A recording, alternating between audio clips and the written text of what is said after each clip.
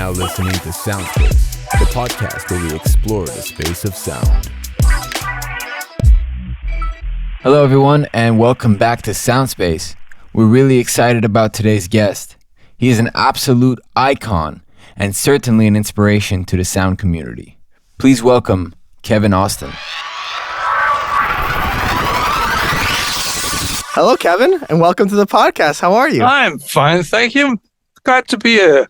Glad to have you. Very glad to have you. And Anthony, how are you feeling?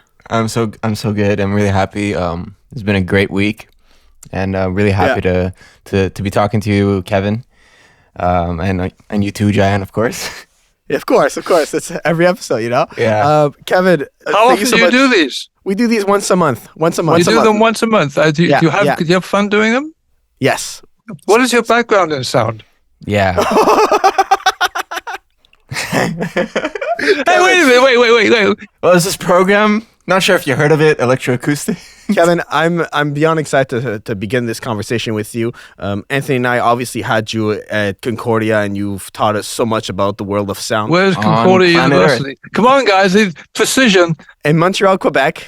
Now, the reason for that is that, see, I've been doing this a long time, and I've posters that have a date on them, and I have no idea what year they were. But so what you have to do is when you begin giving factual information like this, you have to assume that someone 15 years from now is going to be listening to this. I agree. There's definitely a time capsule element to these podcasts.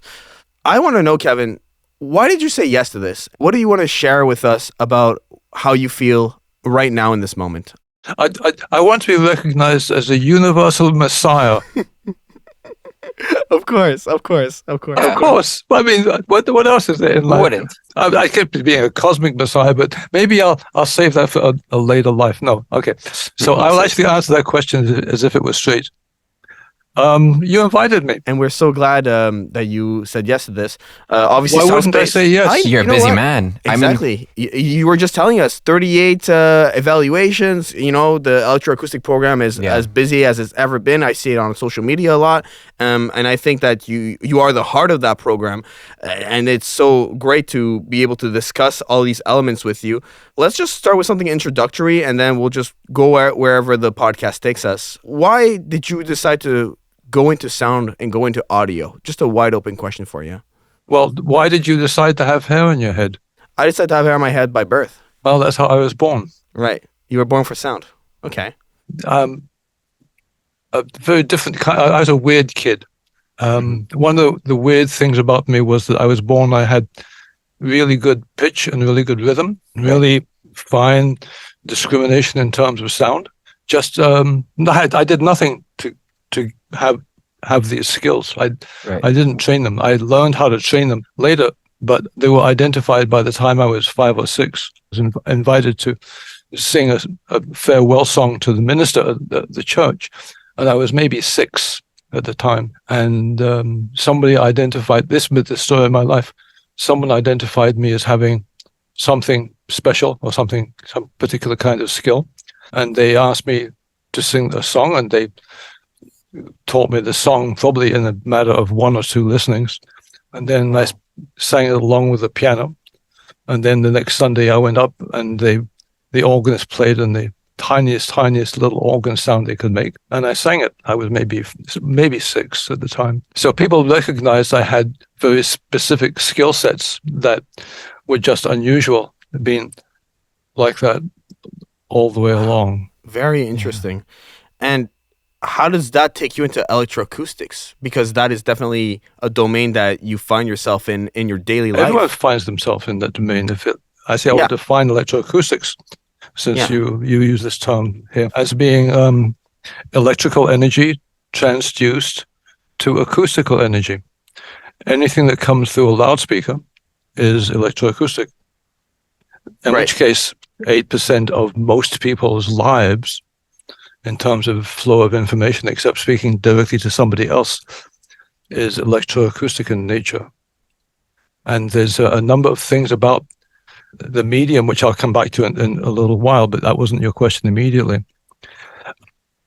Also, if you think about traditional music, and it doesn't matter which culture or which century it is, it's a very restricted kind of language design.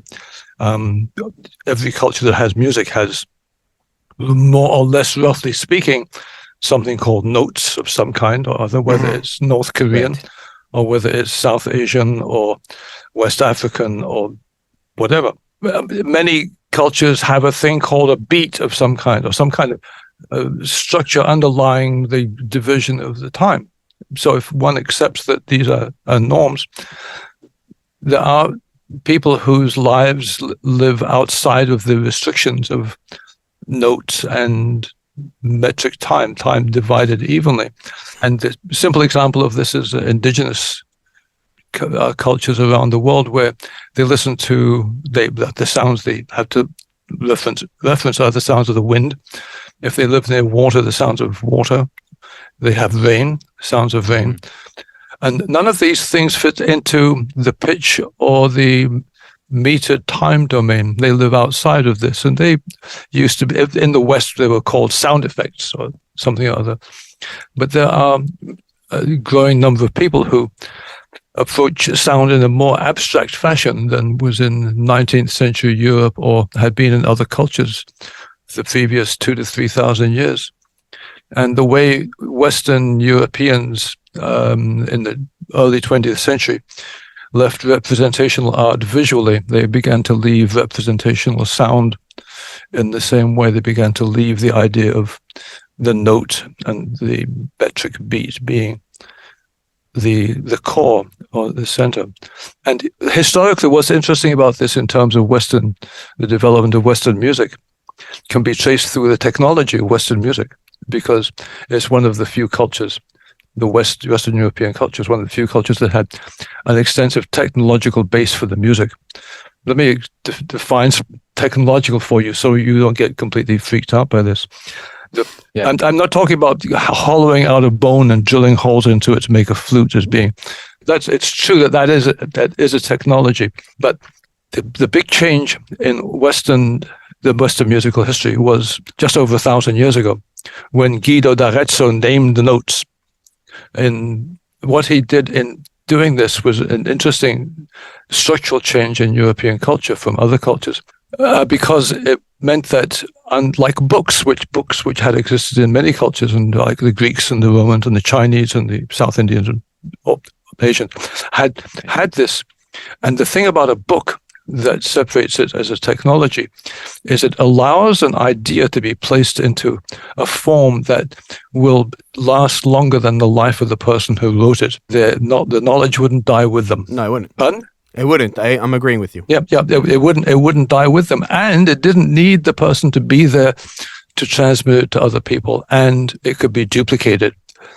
These are all characteristics of what would be subsequently, as other times called, literate civilizations, where instead of the civilization requiring person to person and individual to individual transmission, even through mythologies, the invention, in the Sumerian invention of little lines on clay tablets, and which the Egyptians eventually picked up maybe 1,000 years later, it meant that information could be stored some form that would be available to people who had never met and in places they couldn't get to and across time.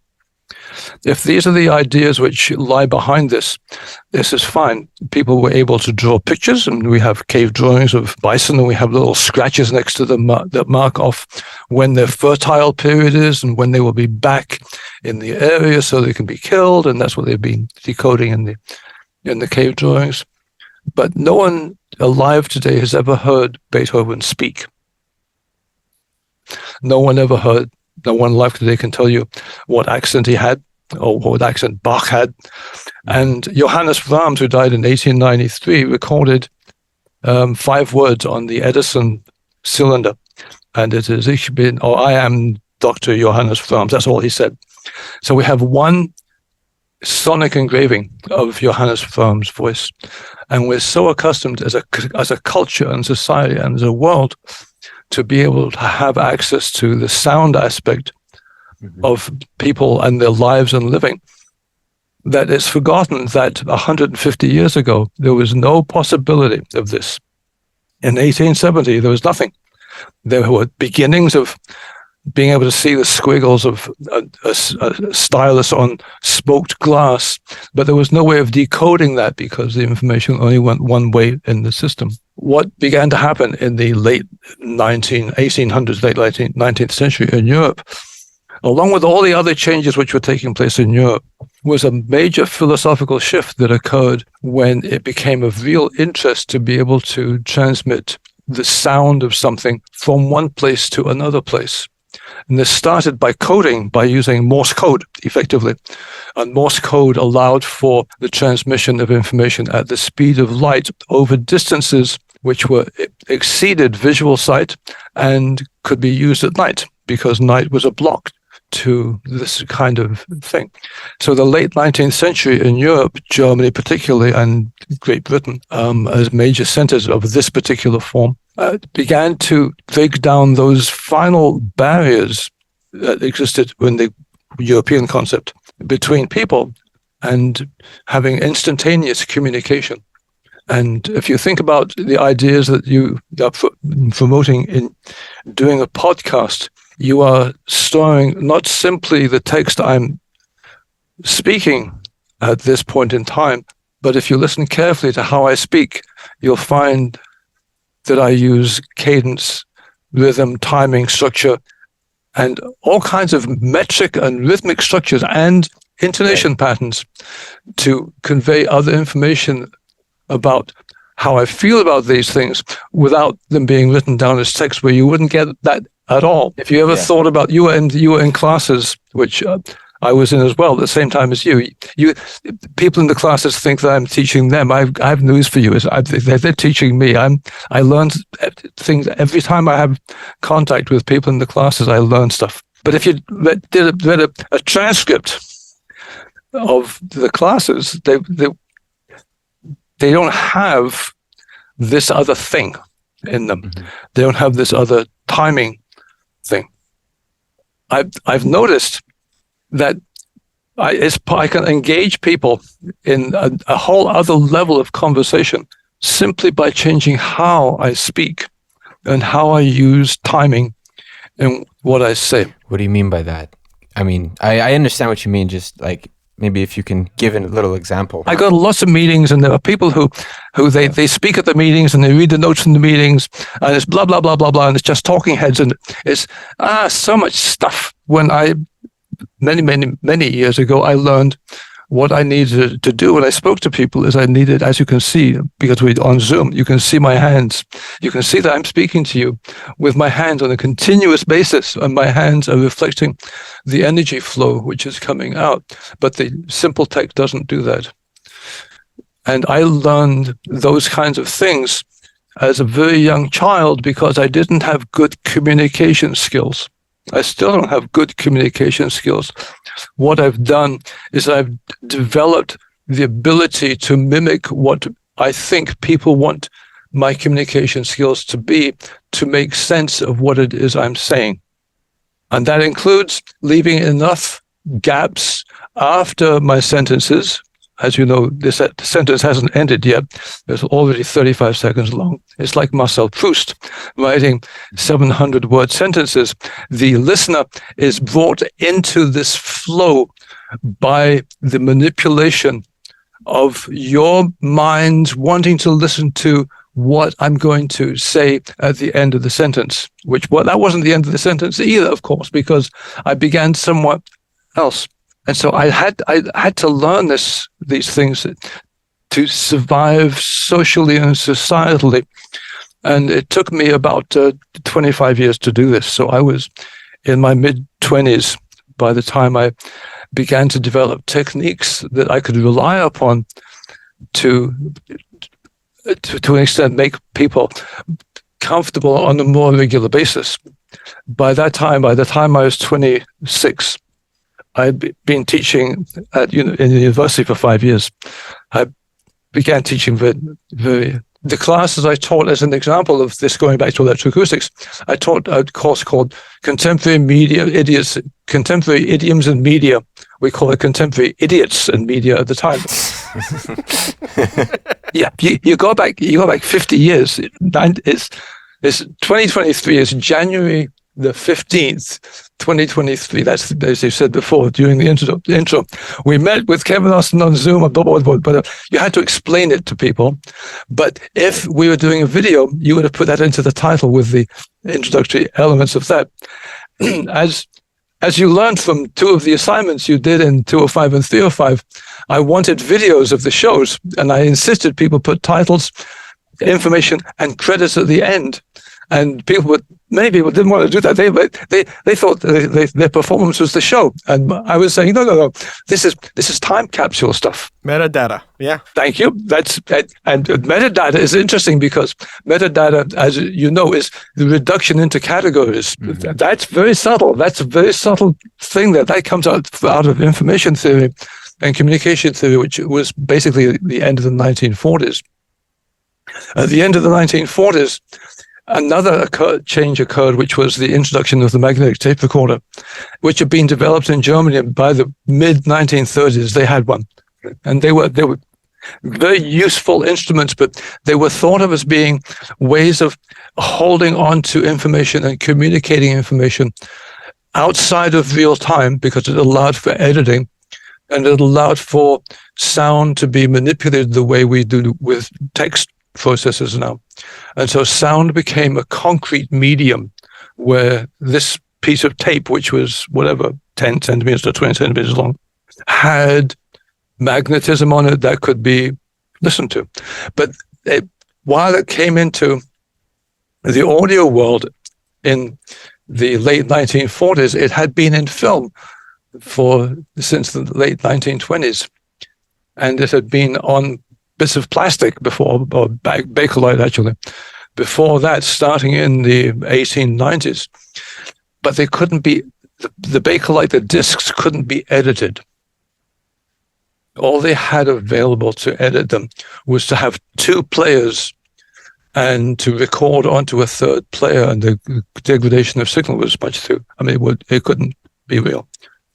But film people had already got to this point by 1933.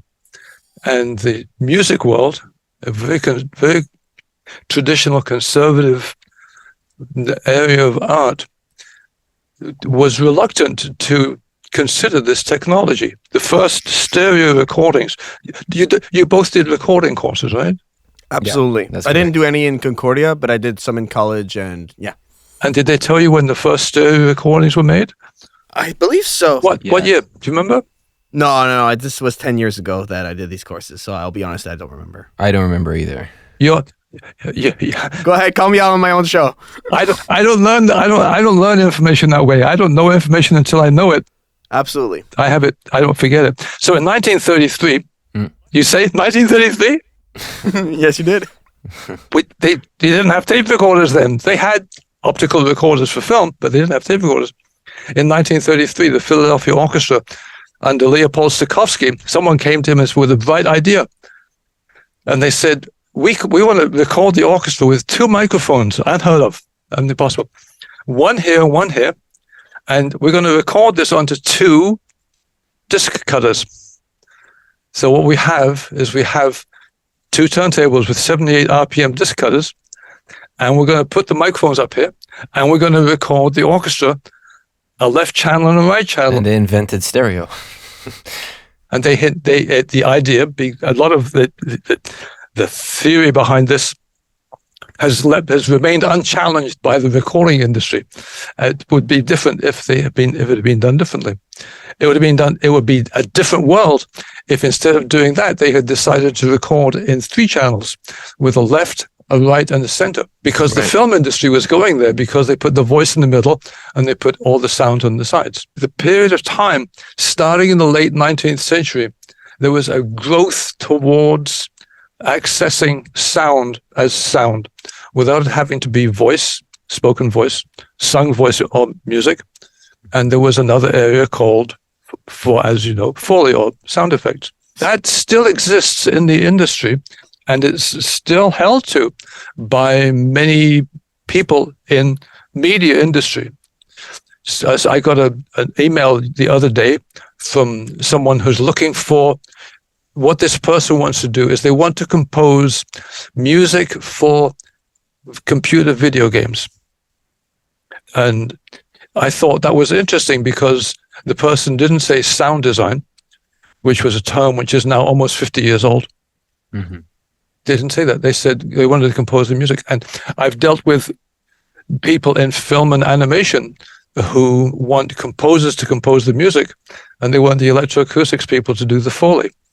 And I try to explain to them that the people I've met in Concordia Electroacoustics department, or the electroacoustics area in that department, about 40% of them have the skills to do the music at the level that anybody else in the department can compose. And some of them are better at it because, for example, we have a number of students who you have met in your time at Concordia who came to Concordia. They had already received either college diplomas, 3-year college diplomas, or a number of them had finished their Bachelor music degree somewhere. And they decided they want to expand the range of sounds that they had when they used traditional instruments, because there are many paths to getting sound coming through loudspeakers.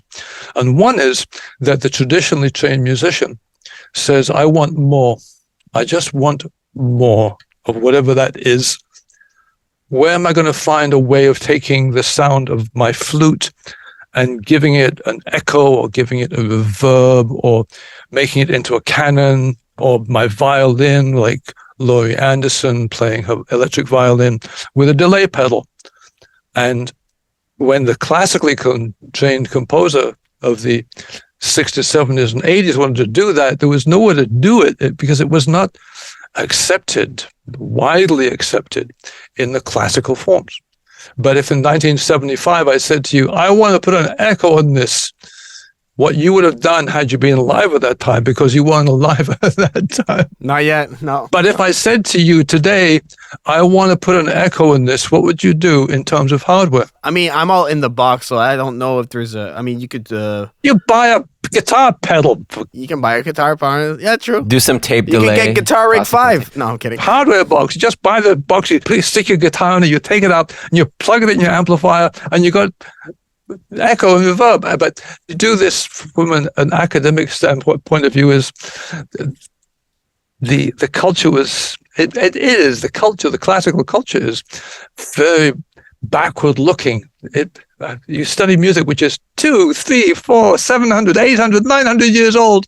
I regularly listen to music which is over 1,000 years old, and I don't feel it's anything less than contemporary, because that's the way I structure time. That I don't think that Guillaume de Machaut of 700-800 years ago is any less contemporary than Frank Zappa or whoever it is today. Justin Beaver Lake. No, Beaver Lake is the lake on the top of Mount Royal. So it must be Justin Lake. No, he didn't. No, Justin Beaver. That's it. That's what it is. I'm not up to date on contemporary culture. I don't have the time for contemporary culture. But so you can see that there are many streams here. I've mentioned very briefly film. I mentioned very briefly the recording industry with Stokowski recording the Dvorak New World Symphony with 2 lathe cutters in 1933. RCA did the same thing with him as the first commercial stereo recordings in the early 50s, and they released them as 45 RPM discs with the stereo head, but no one could play them because no one had invented the stereo phono cartridge yet to do this. But there were scientists and there were artists and there were all kinds of people who wanted to do this. The underlying feature here was that they wanted to be able to convey the sound effect, the emotional content, the gesture, the energy of the events which they experienced. They wanted to be able to store them, have them physically available, and really important, to be able to distribute them, because the distribution wasn't really possible until Petrucci invented musical movable type. So the printing press could then go and he would have a little quarter note thingy on the 3rd line and one on the 4th line and one on the 3rd space, and the printer would put together, just like putting together the letters in movable type for text, they would be able to put together the symbols And if you look at old manuscripts of 1500, they were done with movable musical type. What you find is that it meant that once that type had been set into that place, the printer could make 100 copies or 200 copies. And therefore, that piece, or whatever the idea is, that musical idea, could be distributed without having to have 100 monks sit and copy the score for 6 weeks, and then have another 100 monks take them somewhere. They could just wrap them in the paper, put them on the stagecoach, and send them off to Antwerp, or to London, or to Paris, or to Barcelona, or whatever.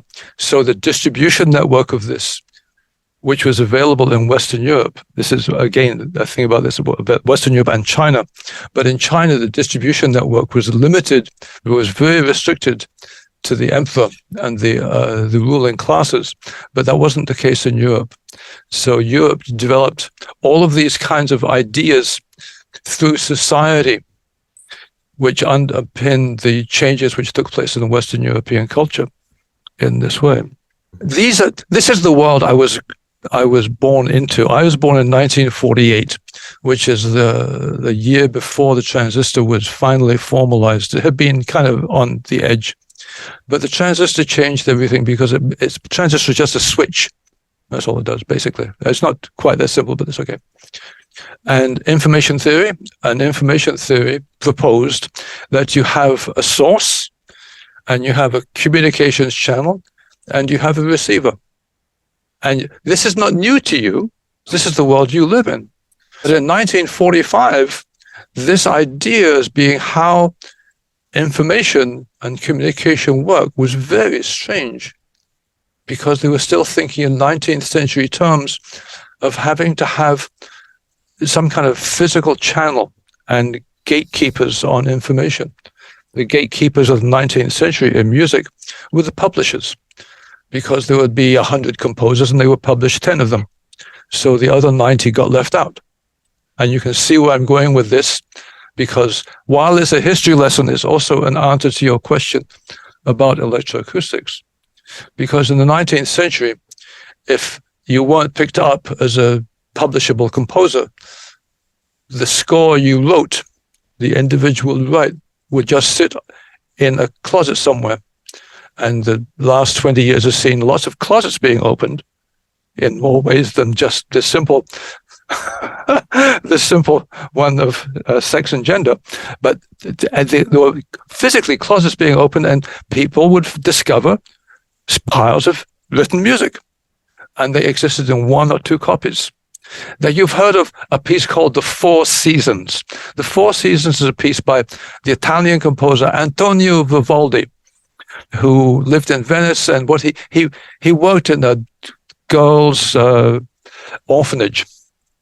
And he wrote lots of music, but he was discovered by after he died in the mid-1700s. He was forgotten. And all his scores went into the monasteries and the convents, and all this stuff would disappear.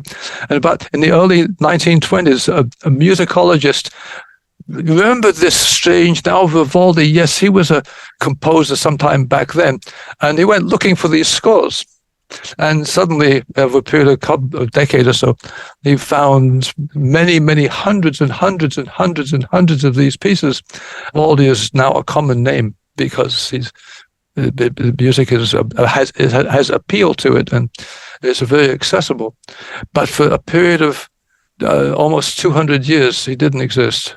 And not like Bach. Bach disappeared in 1750-ish to be rediscovered 80 years later. There's another stream to this coming. I'm just giving you a warning that this actually doesn't go to someone. So there were gatekeepers on whether or not the piece or the composer rose in the system hierarchically to be able to be accepted by a publisher for publication. Meant the publisher would effectively pay for the engraving of the score and then the printing of 300 copies, and they would send 4 to London and 3 to Paris and 1 to Manchester and 1 to still little cities throughout the German states. And the composer would have their pieces, therefore, in these cities, But to convert them from symbol to sound required to hire 2 or 20 or 60 musicians who would devote anywhere between 2 hours and 6 weeks of time to learn to play this piece. And therefore, the piece had a particular kind of commercial aspect to it, that because so many resources had been put into the building of the piece historically, it was an expensive item. It was worth much more than simply the sheets of paper it was written on, because there were so many people involved in bringing it to the top of the pile.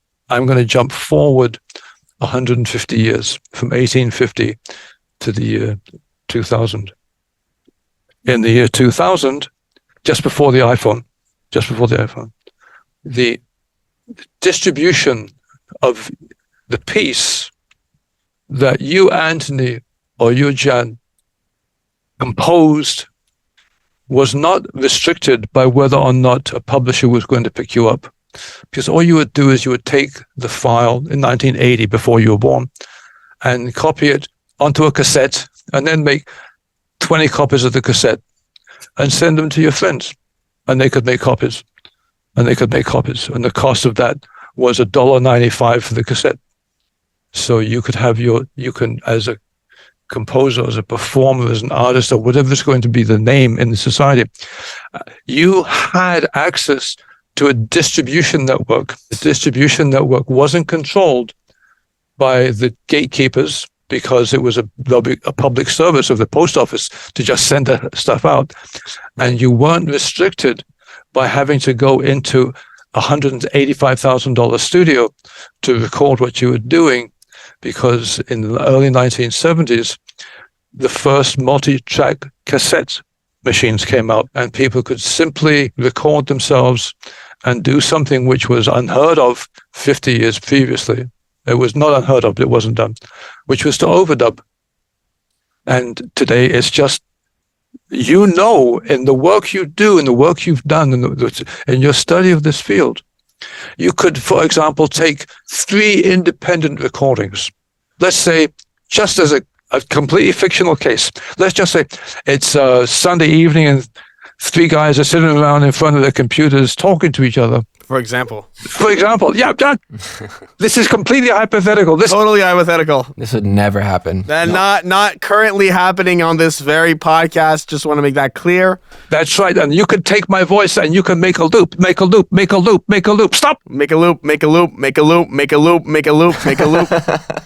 And therefore you have access not only to the sound as a documentary form, you have access to the sound as a creative form.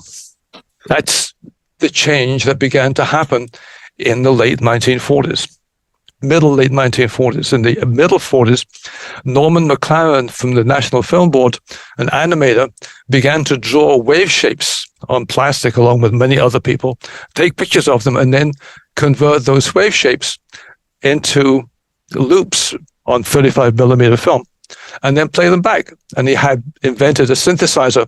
By drawing the wave shape and making it into a loop, he could speed it up and slow it down, in which case he moves the pitch of it up and down like a mellotron. He would physically draw the wave shape in this. And the number of people invented versions of this between the late 1930s and by the late 1960s, it was common because other things were happening. But people were interested, scientific and artistic people were interested in drawing together their knowledge and experience of the science of these things. And with this knowledge and experience, exploring creativity, exploring the imagination, exploring the other ways without having to work within the limits. So you get to 2005, and while it had been possible up until that time, basically, for almost anyone to record if they had a cassette recorder and a microphone, in 2005, with the development of the iPhone, the whole world changed again, because everyone who had a smartphone could get an app, or what was then called a program, that would be a recorder. And anyone who wanted to and was of the nature had, for whatever, how many hundreds of dollars it was, they had the recorder. And you guys were born in the mid-1990s? Yeah. About. So you were born at a time when the first DAWs, digital audio workstations, were kind of getting established. The whole DAW situation has matured. It's actually become a very static field of development, because it's still stuck in certain 19th century understandings of what people would do if they recorded sound, because it serves the recording industry. But you were born at the time when the idea of having multiple tracks of information available as a composer was just reaching the point where you didn't have to go out and spend $85,000 on a 24-channel open reel tape recorder. You could go in, you can buy the Apple IIe, and you could put an 8-track recorder on that, on the Apple IIe. At that time, when I bought my Apple IIe, it cost me $2,400, and it had 64K of memory.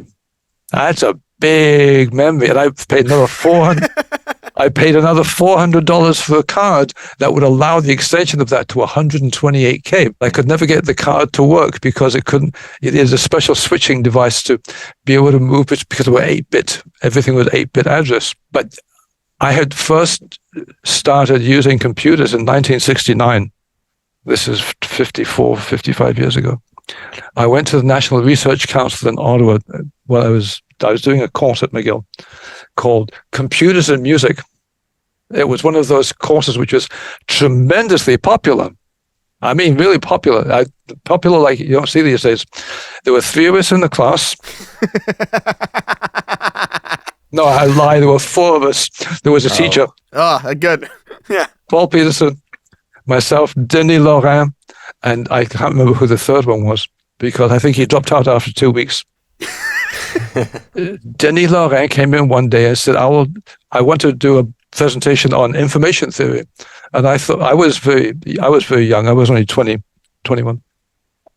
And I thought, what is this, the information theory? What do I need to know all this science stuff? I mean, it's going to just interfere with my creativity. And he said, I'm going to use the word in a way that is not used in the vernacular and in society. And I thought, the last person who said that to me, who I heard say that to me, was someone who was going to tell me something about a particular compositional technique. And when they finished explaining it, I went home and spent about 6 weeks trying to make sense of what I'd heard, and went, oh, yes, of course. I just have to change or modify the meanings of the words to fit into how I understand this. And as long as I don't get tied up on the words, I'll be fine. And so he talks about information being measured in a unit, which I didn't understand a little bit, called a bit. Now, you know bits and bytes anyway, because you've been dealing with computers all this time. But in the late 1960s, this was very far away from anyone involved in the arts. Only a few artistic people dealt with computers. So I began programming in 1969. And I learned the fundamentals of programming. I typed onto punch cards, and the cards had holes in them that the computer read the cards, and then it wrote out whatever it was I was doing. And I did this for 2 years. As a sidelight from doing composition and working a bit in the studio and stuff like that. And I looked at this and I said, I have only 28 hours in a day, and I only have 8.5 days a week. In that much time, I can do so much. And this thing called a bit, or the computer stuff, will just add another 4 hours to every day. So I said, what I will do is I won't actually get involved in the development of this, but I will stay completely in touch with the developments. So I made sure that my reading included all of the up-to-date stuff on computer development.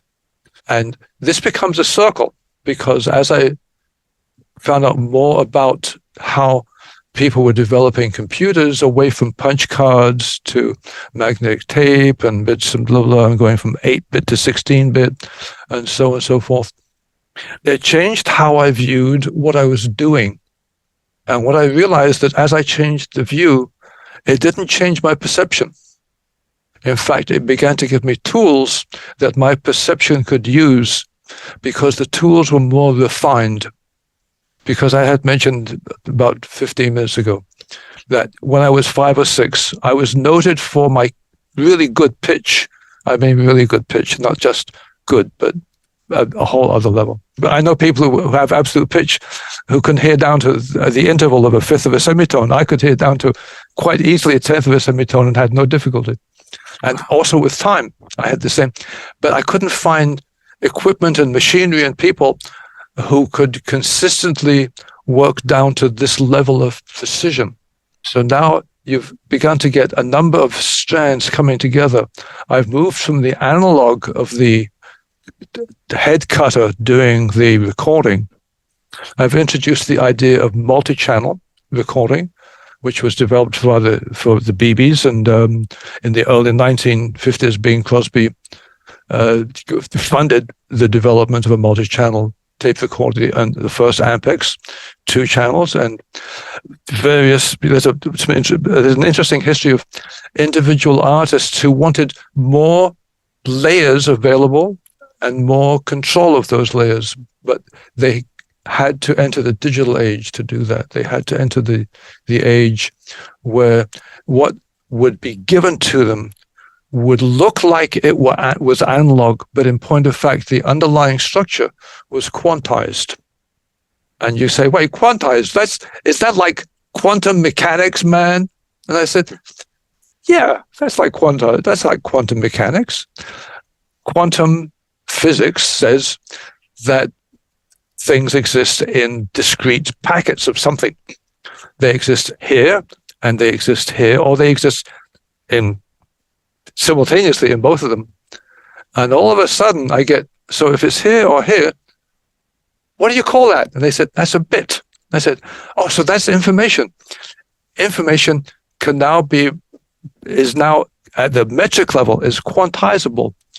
And therefore it becomes repeatable in the term exactly repeatable. It wasn't dependent upon the vagaries of the analog equipment that would make small shifts or changes. And if one's perception were at this level, in terms of time or whatever, the having higher rates of quantization meant that I would be able to reproduce materials at the level of complexity and precision that I was able to hear them. This is again a circle, because the generation after me grew up in this world, and the generation after me, in terms of their hearing and their discrimination and interest, I can say this because I've done this for a long time. Starting in the early 1980s, the people I'd begun to see, and they were 20, so they were born 1960. And then in the 1990s, I was born in 1970, and the year 2000, I was born in 1980. Every decade, the quality of the hearing of the people coming into electroacoustics. That's fascinating. Wow. Because I had been tracking it, I could see it. But I spoke to other people about this, and they didn't know what I was talking about. The quality in what sense? Like in perception or just... in perception. Wow. Okay. Because they were born into a world of much greater clarity, precision. And because they were born into that world, the brain, which is a marvelous device, between my ears, isn't it? Going on in there, honey pie, believe you me. In that's untapped. For 90% of what's up there, in the billion synapses and the trillion paths through the brain, most of that is not used. And what was missing historically, it's not missing, it just wasn't there, because my use of the word technology is a very broadly based word. The technology hadn't advanced to the level of precision that was anywhere close to the capacity of the human vein to do these things. And the mechanical digital analog technology of the last 50, 70 years since the Germans invented the tape recorder and the film came in and blah, blah, blah, all that stuff, means that the people of your generation, those born roughly 1990-ish, a little in the 90s, there was a fundamental ground shift in electroacoustics, in the people's desire for education in sound. And one of the fundamental shifts, very slow, it took 10, 15, 20 years to occur, was that I stopped introducing sound to people. I spent the first 20 years of my teaching playing weird sounds at people and trying to get them interested in listening to weird sounds. And then slowly a few people came in and they would listen to this and they go, oh yeah, I got that. I go, are you sure? And they go, oh yeah, blah, blah, blah, blah, blah. And the language wouldn't be precise, but I had learned to listen underneath the words and to listen for the energy which was coming from people in this, because of my work in linguistics and stuff. And there was a shift starting kind of in the early 80s from the people I was seeing in the 70s who were born 1955, 52, 55, 60. These are all rough figures, but the sense is right. Starting around 1980, there was a new generation that was creeping in. So that by 1980, the first year electronic music course, as it was called at that time, had 18 in it. The first year I took electronic music, there were 7 at the beginning and 2 dropped out in the first week. And of the 5 that remained, 2 of them struggled with this thing, and it never happened for them. And then there were the 3 of us who, I was a duck to water when I got into the studio. I was a duck to water. You started in the studio at Concordia or wherever you had studied, and you've been given 2 or 3 or 4 or 5 hours a week in the studio. So because in 1969, when I went into the studio, there were only eventually 3 of us. I said to the studio director, Van Aanholt, my composition teacher, we were given 3 hours a week to work in there. They figured that we would get enough in 3 hours or maybe 4 hours to do it. I said to him after the first week, actually it was Paul Peterson who was teaching the course, but I said to him, Professor Peterson, I still call people professor in those days. I eventually called him Paul. It took me about 6 weeks to stop calling him professor, which was very unusual. People didn't refer to the professors by their first name. I found it unusual when you asked us to refer to you with the first name, but I soon became comfortable with it. Because I'm not professor or Mr. whatever, doctor, blah, blah, blah, all that. And so after the first week, I said to Professor Peterson, can I get 2 blocks a week? Can I get 2 4-hour blocks in the week? And he said, yes. And I said, oh, good. Oh, I have 8 hours a week I can work in the studio. And the next week when we went in the class, he listened to the tape I'd done, which is about 8 seconds of something or other. He said, did you ring modulate that? And I said, no, I dubbed it twice and played one of them backwards as half speed. And he said, that sounds like ring modulation. You sure you didn't use the ring modulator? And I said, no, it's the microphone in the bottom of the bucket with some metallic stuff on top. And I shook it. And then I realized that my hearing was on another planet compared to what he was hearing. He is 15 years my senior. He was born in 1933. He's one of the pioneers of electronic music in Canada, having started working at UTEMS, University of Toronto Electronic Music Studio, in 1954. But in the 12 years he had worked in the studios, his hearing had slowly progressed. But I came from another generation. After the second week, I said to him, can I get more time than that? And he said, how much do you want? And I said, can I get 20 hours? I thought I'd be told 10 would be the limit. And he said, okay, I'll get you a key for the studio. So this studio, which you used to have to go through security to get the key for, he gave me a key. And then from the third week on, I spent on average 24 hours a week in the studio until Christmas, until December. And then when classes were ended, I spent between 8 and 12 hours a day in there for 3 weeks. The only day I took off was Christmas Day when I went to see my mother. But the rest of the time, there was no documentation. A Moog synthesizer came in, and I looked at it, and there was one manual by a guy named Donald Pellegrino, and it was unreadable. There was no theory. Nobody had written a book on how modular synthesis works, except that you have to make it sound like a trumpet, you do this. I wasn't interested in making it sound like a trumpet. I wanted to know, being of the nature I am, I wanted to know everything about it before it began. By the end of the first holidays, by the end of the December holidays, beginning early January, I had spent 40 to 50 hours a week in the studio for 5 weeks. And I covered about as much material in that 250 hours as the first year electroacoustic courses covers in about 20 weeks of 3 hours a week. What took me 250 or 300 hours, people today coming into the studio, your generation, you moved through this like lightning.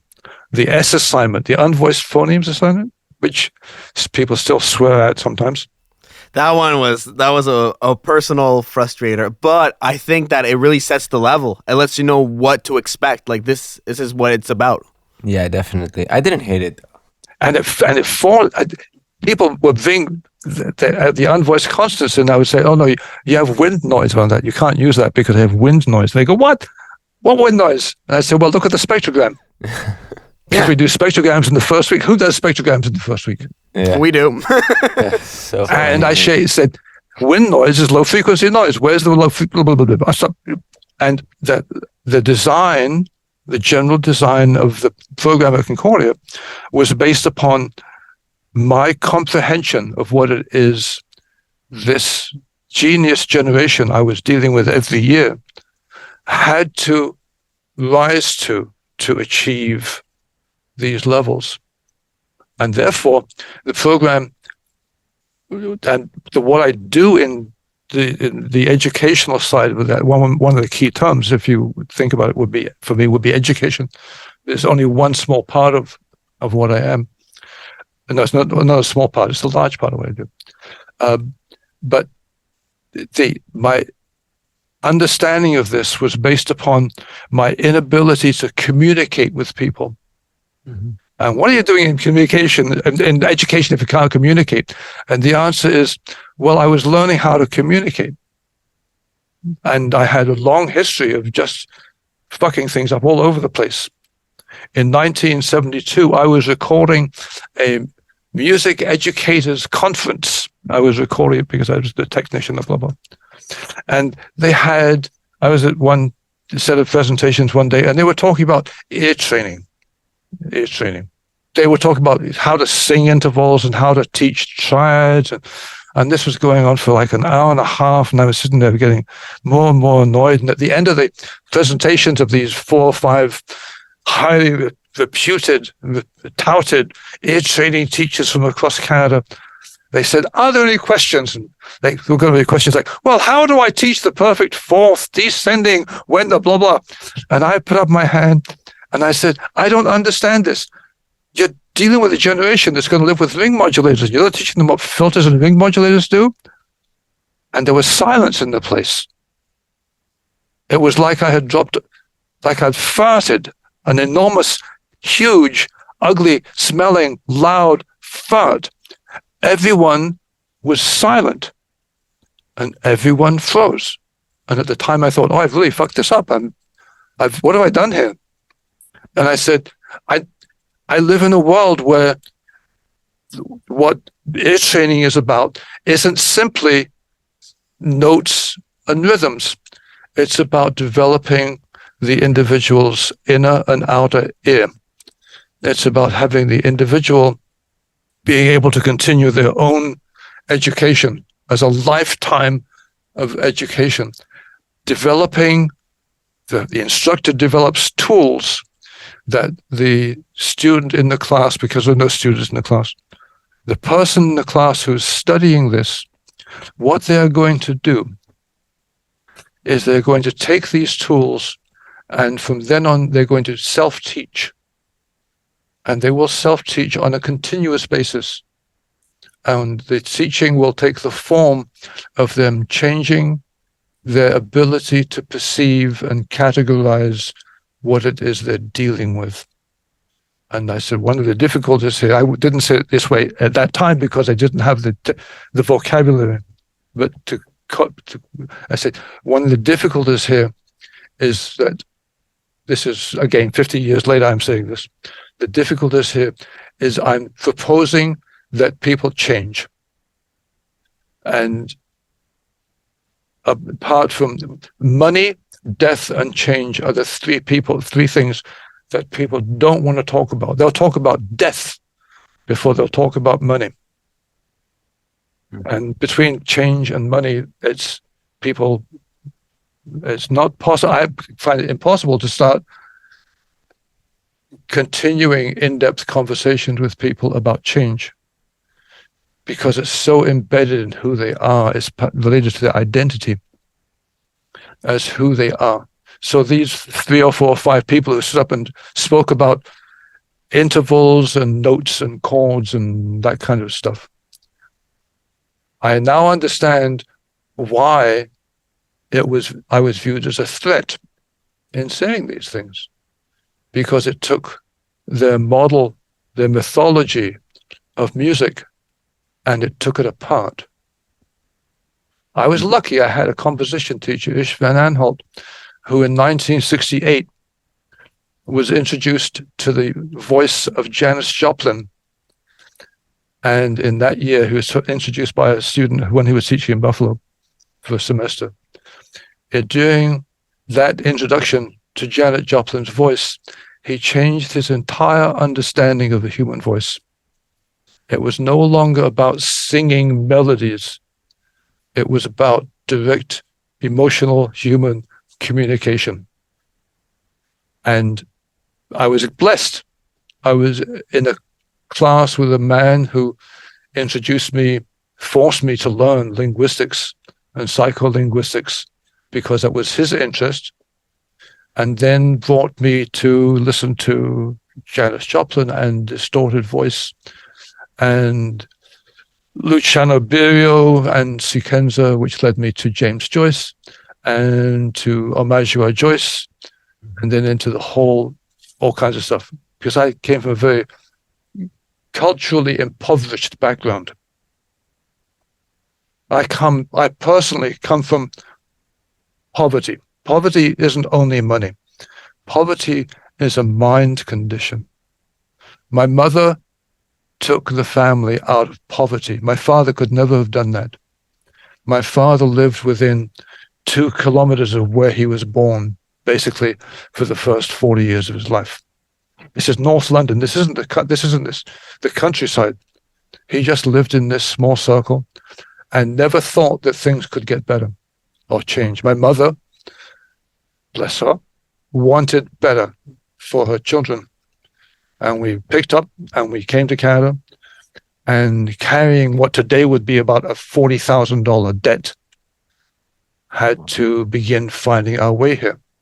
It was 500 pounds, 500 sterling pounds in 1957. My father was an unskilled laborer. He worked on the roads in London. And my mother, at the age of 14, had gone into trade school to learn tailoring, to become a tailor. But there's intelligence in both sides of the family. I was the first person to go to university in the entire family. How did that feel? It meant nothing because I didn't connect to things that way. Okay. I came from a family that had no expectations of me. They wanted me to advance and to be whatever, educated. But my mother never told me what to do. She never criticized me. There's a weirdness here. My father, very quiet man, said very few things to me, just occasionally. And what he said was things that were really, really important and really critical. But the rest of the time, he just did stuff for us. He took us out on Saturday afternoon, myself and my brother and sister, and we went to the park for 3 hours every Saturday afternoon just to walk down to the park cover, to allow my mother 3 hours of time alone, because he was a very kind, gentle man who placed the family as important, but he could never have left England. He could never have left London. He was the sense of poverty. I call it with the slum condition, because slum is not living without money. A slum is a condition of the mind that is not going to extend beyond the barriers which are there. So all of these things subsequently in my life played into my understanding of how I was thinking of developing an educational program in some form or other. And they just had to reside there for 15 years before they were called upon. And because they resided there for 15 years, between the age of 5 and the age of 21, 22, I had learned a hard way sometimes, an extreme level of patience. If something didn't work out today, that's okay. Didn't work out this year, that's okay. Didn't work out this decade, that's okay. Because the Electroacoustic Studies program was designed basically in 1970-71 and became a program in the year 2000. And people said to me, you waited 30 years to get this program, and why didn't you just push it through? I said, because it's not in my nature to do things in a confrontational fashion. Because the people who oppose the introduction of this new technology, that's who they are. I can't impose, unlike Stephen Harper, or Donald Trump, I can't impose the conditions of change upon people. The conservative says they don't want controls from the government, they just want their controls instead of the government controls. If you just listen to Donald Trump talking, he always begins everything with, I'm as the president, I will do this. And the answer to him is, yeah, that's very nice, but we're not living in the 18th and 19th century anymore. We're living in a world which is finite and has 7 billion people in it. And while individual ego is very interesting, what's more important than individual ego is education and the development of human rights and many other things. And central to my thinking about this over the years has been something I heard or read decades ago. It said, think globally, act locally. Act locally, think globally. So my aims and objectives are based upon global perspectives. What I do is based upon, in particular in the teaching of this, is in the classroom, I don't care who's outside the door. My only interest is the people in the room. It only ever was that. It only ever was those who were in the room. The dean could be complaining about me. I don't care. That's none of my business. I am here to act locally. And sometimes this has led me to short-term pain. Sometimes it led me to a little bit longer pain, like being charged with professional misconduct. But the longer-term gain of this whole thing is that by staying focused on where I want this to go, even if I never get there, by staying focused on this, the change will be brought about by the people who are able to integrate change into their lives. Now I can place this at a local level. And you were asking me about electroacoustics, since it's essentially a large part of what this podcast is about how people in various ways deal with electroacoustics.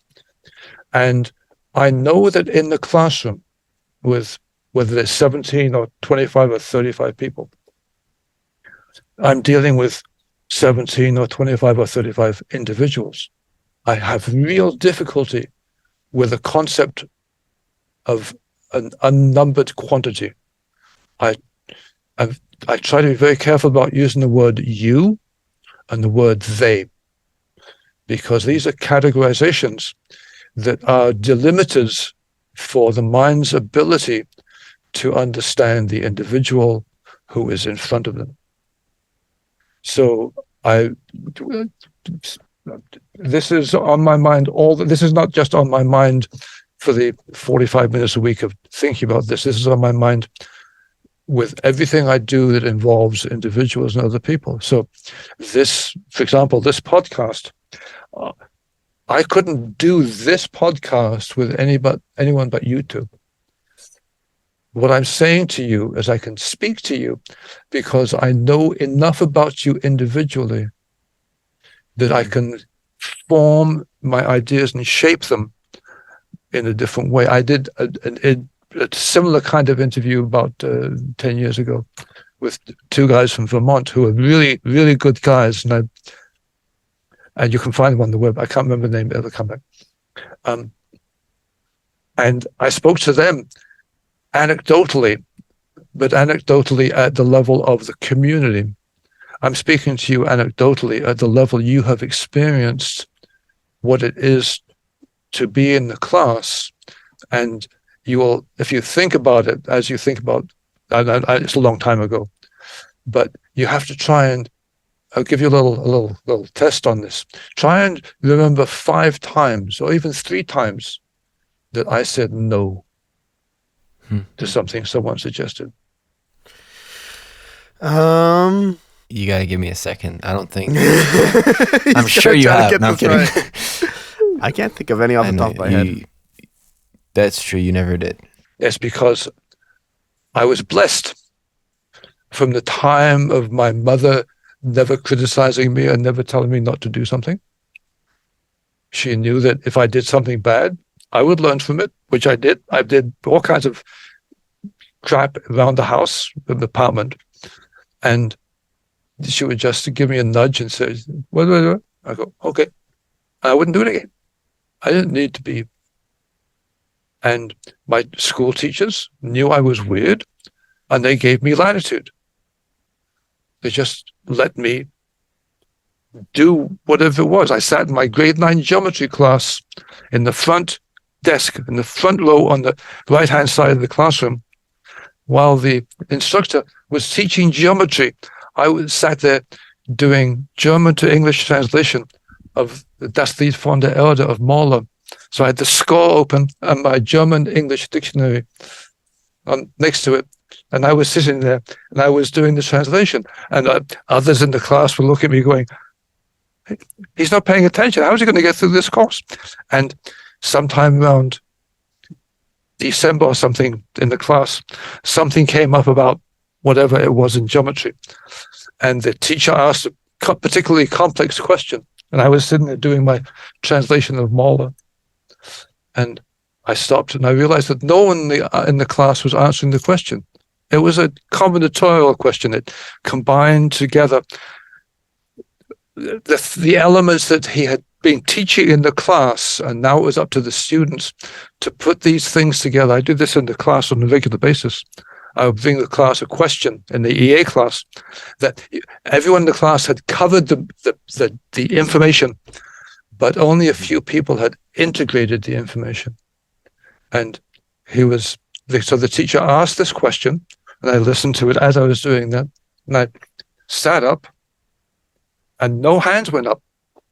And he looked at me and said, Kevin, and I gave him the answer. And I knew from a few things, I was quite insensitive to social anything. But I just had the sense that something had changed in some of my friends who thought I was actually just a crazy musician doing translations of this. And then one of them said something to me, a guy who eventually went to Oxford and did his doctoral work there. He said to me, when did you know that? I said, well, I knew that when I was 6. He said, "You have been doing geometry since grade 1?" I said, "Yeah."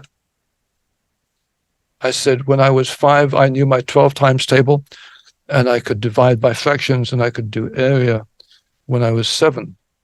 And it was in grade 4, in the age of 9, that the fractions were introduced into the class.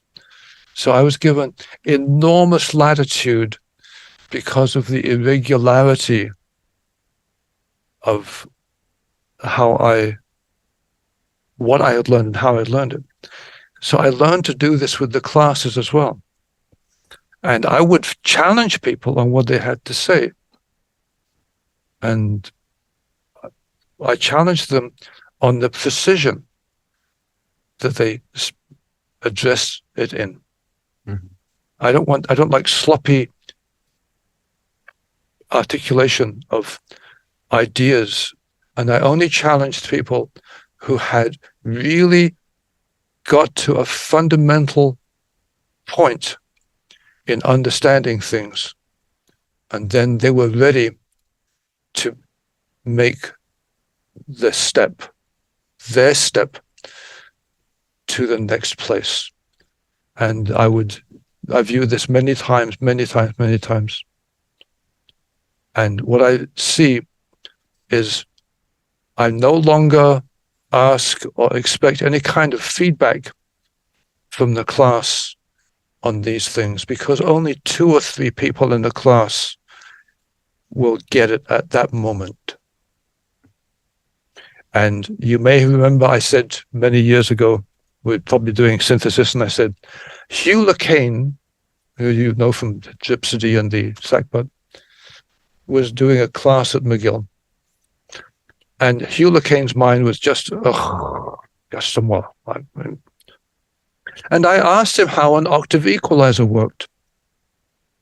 You've used third band and octave equalizer, use them all the time.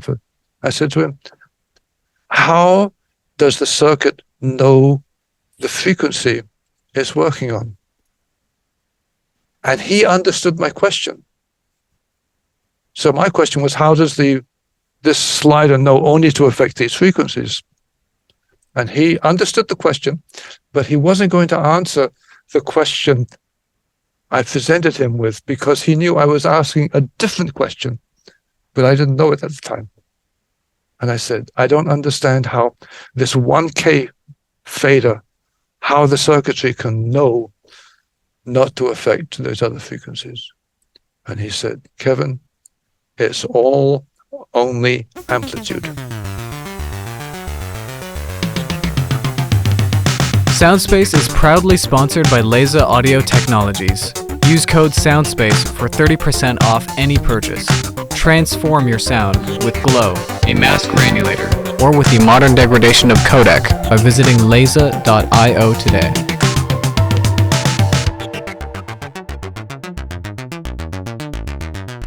I remember your classrooms when we would ask a question, or at least from my experience, when I would ask a question, you would come back to me with another question and another question until I answer my own question. And you answer it by asking me questions around my question, kind of making us really think about what we're No, say asking. Me. You can't say us. You can't speak for I can't speak for other people. So at least for me, allowing me to think about what I'm really asking and answering my question that way. The us can be Anthony and I, because I'm with them on that. Yeah. Thank you.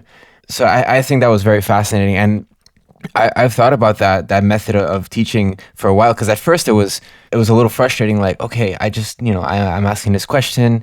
Give me an answer. I want to know what I want to know. Give me an answer. Yeah. But by the end of that semester, even I completely appreciated that method, because it really pushed me to understand what I'm asking, it made me understand what I need to know. Yeah, absolutely. I agree. And as happens, you just described exactly what happens. The moment you could ask the question correctly, you had the answer. Exactly. It's all articulation, and it was all in the reducing the the question from a bigger question, and sometimes into smaller questions, and other times just peeling away all the shit that's attached to it because you were reading it in some magazine. Yeah. It was either that or it was, most of the time the answer was read the course outline, but... And to anyone who evidently went to Electroacoustic Studies with Anthony and I, that moment was for you. Evidently, the answer was most of the time the course outline. Yeah. You thought about it. Absolutely. Like, yep, this is a frequently asked question. I'm just gonna throw it in there. No, I didn't think about it. I didn't think about this. This is the secret I learned in the 70s of my 10 years of a mixture of genius and bullshit teaching. Right. No, it was 10 years. I was supported by the chair of the department for 10 years on this. Okay. Give brilliant classes. I would give absolute garbage classes. And I slowly managed to refine this. Do you remember at the back of the course outline? The list of words? Like the back of my hand. Yeah. Yeah. Okay. So how many were there? Thousands. No. Not for you. Not in 2016. In 2016, there were probably like 700. Okay, it felt like thousands. Mm-hmm. Yeah. Now there are 1,500. Oh my. Jeez. And what's the last one? I don't remember. Xylophone? No, it begins with Z. Zen Buddhist hot dog. Wait, actually? You know what a Zen Buddhist hot dog is? I really couldn't say. I don't think it exists. It's one with everything. Oh. If you think about that for a while, it took one person 5 years to get that joke. I still don't get it. I'm sorry. When you get a hot dog, they say, "What do you want on it?" And you say, "Everything." Right? Everything, yeah, sure. What is Zen Buddhism? The objective of Zen Buddhism is for one with everything. Oh, Oh, Zen Buddhist all time. Oh, wow, okay. I met someone recently, maybe a year or two after you were there, who's at McGill right now, doing his master's, and I went to visit him, and he was in a lab in the room with 5 other master's students, and so we sat around. We had a chat, and he was trying to explain the electroacoustic experience at Concordia, which is in the possibility. You have to be there. You as an individual cannot explain to someone who has not been in there and sat through the theater and the farce and the mess and the jokes and the didactic methods and all that. It's not possible to explain this.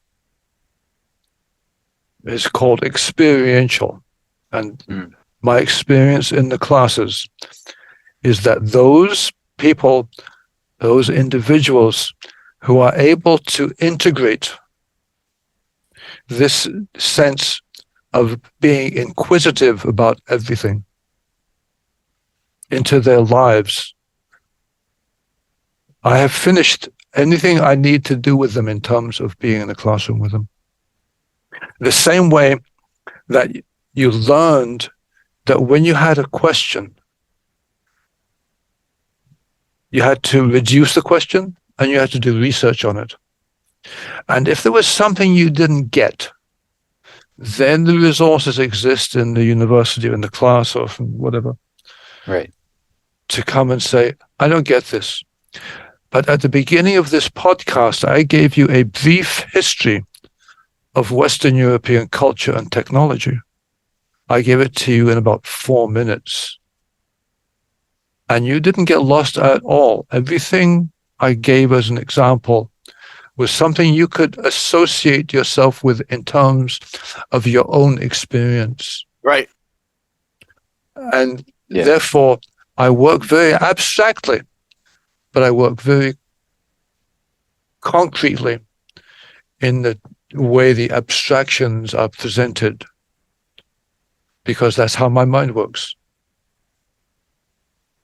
And therefore, what I have learned from the classes, from everyone in the classes, those who do brilliantly and those who kind of get lost somewhere along the way, whatever it is, what I've learned from the classes is how within myself I can find 15 ways of saying the same thing, the same meaning.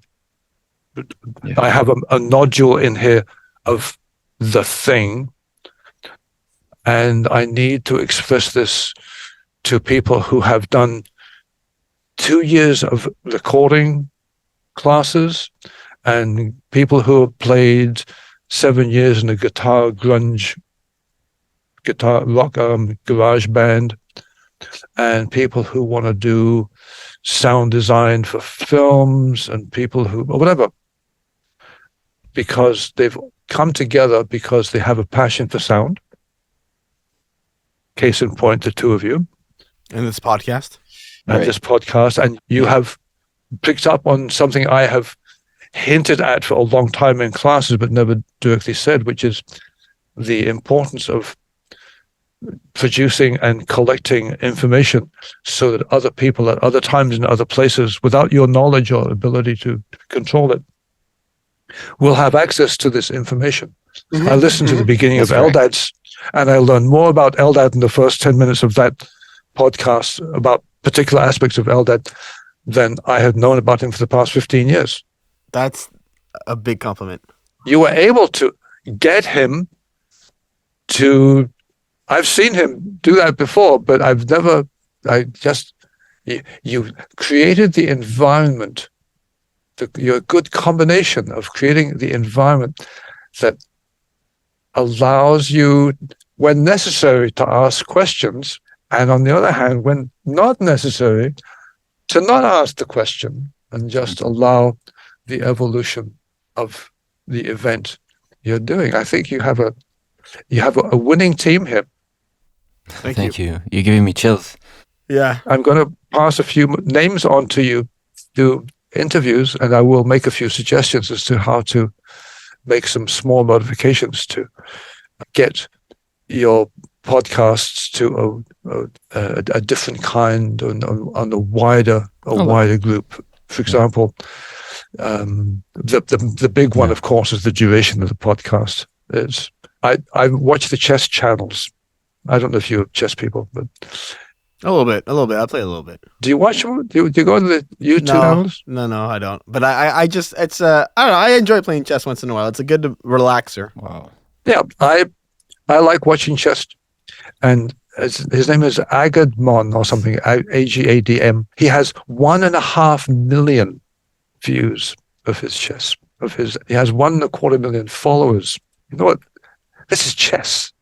I mean, it's big, but we're not talking 200,000 here. We're talking serious numbers. And he apologizes when his analysis of the game is more than 15 minutes. And now I want more than 15 minutes, but I don't want more than 15 minutes in one shot. And he's very good at doing he wasn't a grandmaster, he was a master.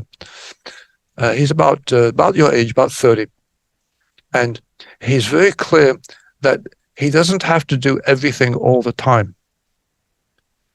Because if he has people coming back to him day in, day out, and it's 12, 11, I think the shortest he's done is the shortest was 3 minutes. It was a very, very, very cute, but basically the shortest was 7 to 9 minutes.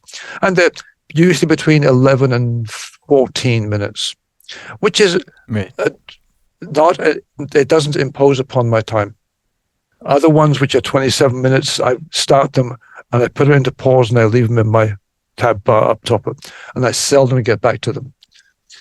Right. And what you're doing right now is you're doing the heavy lifting and doing the longer. Right.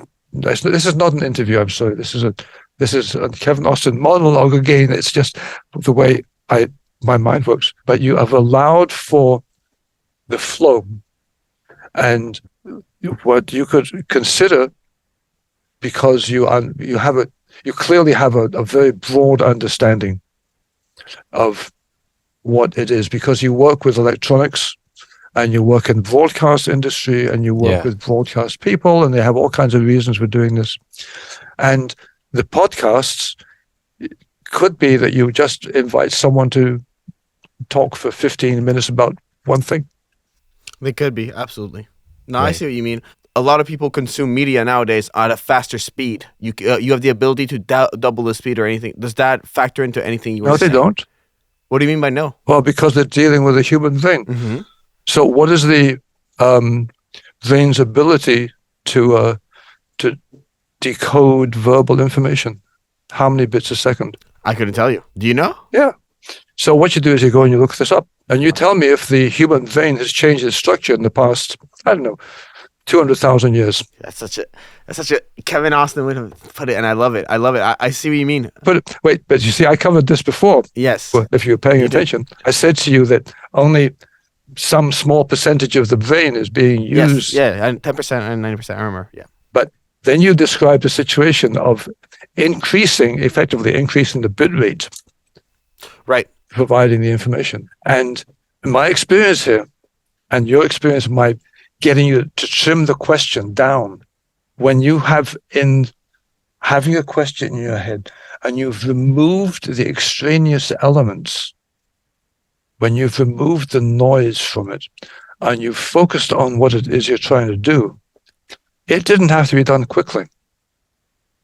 It's because it wasn't inside all of this fluff, which is just the noise in the system. Mm-hmm. So if the information you wish to convey is concentrated and is devoid of extraneous noise, that would be the equivalent of speeding up the flow of information. We've been going for an hour. I have a question for you about this conversation.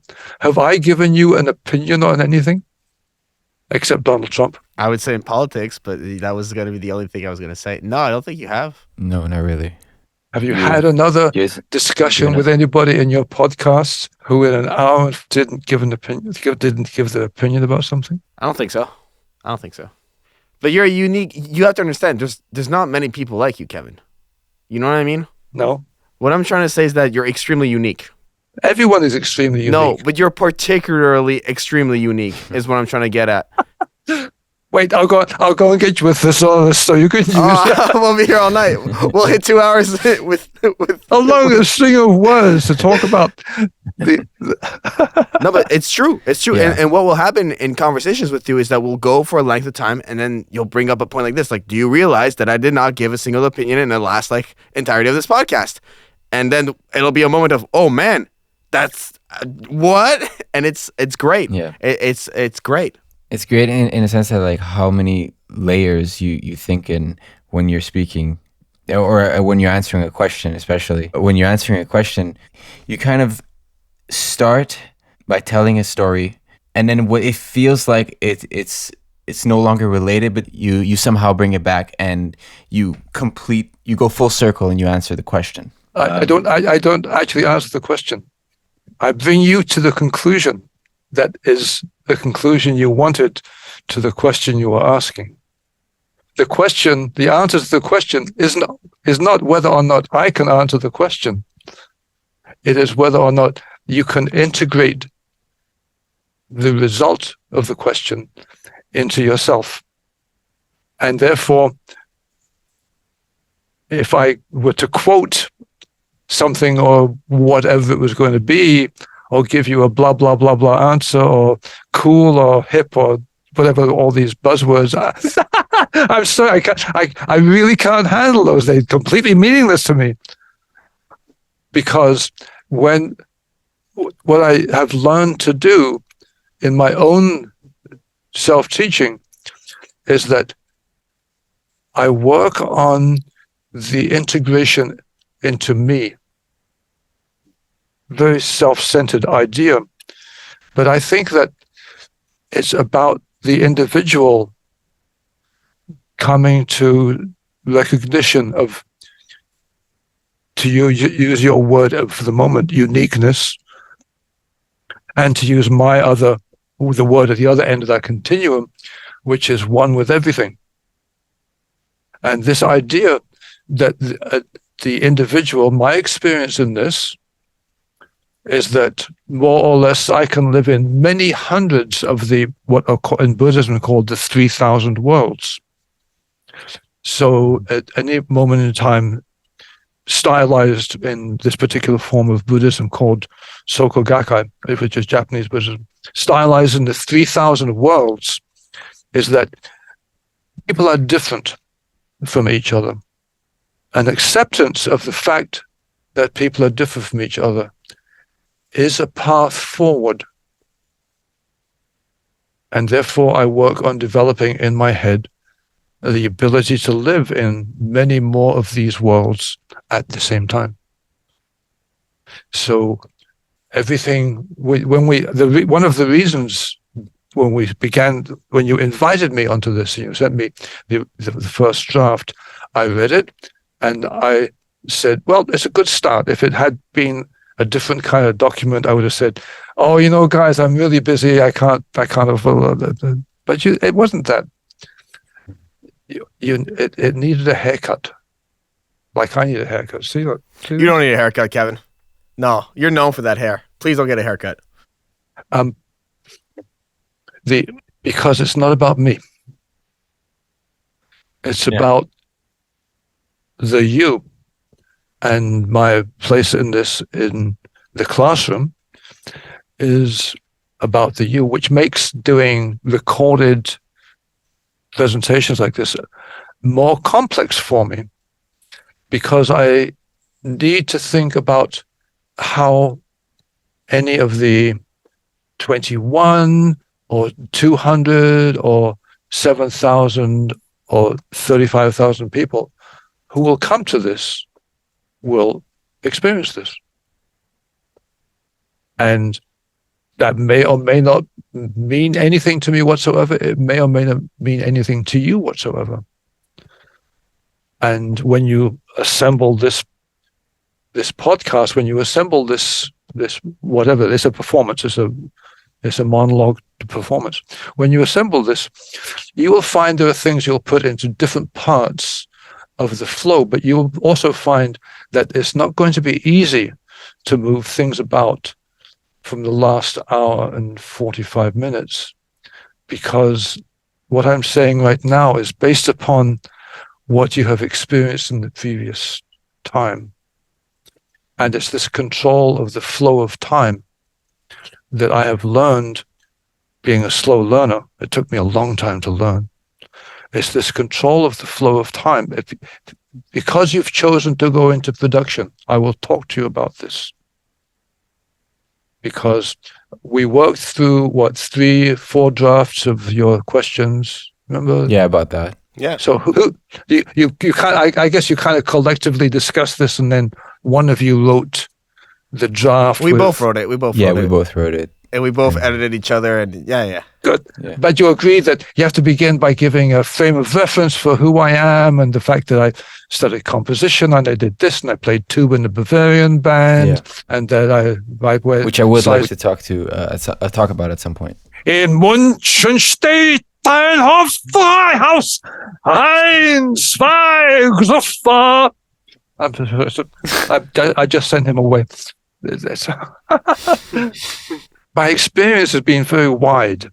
Absolutely, your experience has been very wide, and I think that, like what you said earlier about the drafts that we were going through, I think, like you said, this is not an interview. This is more of a conversation, and I don't even think like this second year of the podcast, we decided to restructure things and do like a recording intro. I don't even think we're gonna record some sort of intro. I just want to jump into it, and I just want to talk about it with you. That's what it feels like, These conversations that you have with people, they reshape the way we see things. I don't know if you're seeing what I mean. I'm learning a lot about myself just through listening to you. Now I feel like I'm part of the audience, although I am hosting at the very moment. That's one of the things you'll learn about production. I've done production for a long time, and you need to be a successful producer, you need to have that bifurcation or trifurcation in your head. You have to have all the technical stuff at hand. Mm-hmm. You have to have all of the linguistic stuff at hand. Yeah. And you have to be the listener who is coming to this for the first time, even though you've spent 7 hours editing this thing. when you come to listen to it as its near finished state, you have to. It's very hard to be subjective. You have to clean. Yeah, you have to clean your ears to do that. And I have there's a trick to doing that, by the way. What is the trick? Do tell. It's to develop what I call different modes of listening. Modes of listening. Yeah. Can you walk through some of them with us? Well, all of them with us? No, I'll give you an example from it is mind training more than that. Okay. So there was someone in the class who's very talented. He's done composition actually. He's done 4 or 5 years of composition. He's in the class and played a piece the other day, and I listened to it, and I put on my spectral ears. All I listened to was the spectral content, the tone color aspects of the piece. Whatever. So, marvelous piece, very well formed. But I only listened to this what spectral morphology in one sense, but a little less clear than that. I listened to it like looking at my face, and you see the white dot on the end of my nose. I do. Yeah. Yes. You see it's white? Yes, I do. Yeah. Doesn't it bother you? I have a white dot on the end of my nose? Well, Because I'm curious. and the white dot is just a reflection of the light. Mm-hmm. You can see it as being a reflection of light, or you can see it as being like I've put a white dot there to be a clown. I mean, we're a bit all clowny, I would say. No, but you see, if I say to you, I'm a clown with white paint on my face, you can see the white as being paint. Right. And if I see over here, the white is gone. It's only the pink face and the red there. And if I ask you to tell me the colors of my face, the colors you will say are going to be red. Yeah, red undertone. Yeah. Right. Yeah. And now I just want you to look at my eyes. I mean, we're audio only for the podcast. I don't know. It doesn't matter. It doesn't matter. I want you to look at my eyes. I'm looking at your eyes.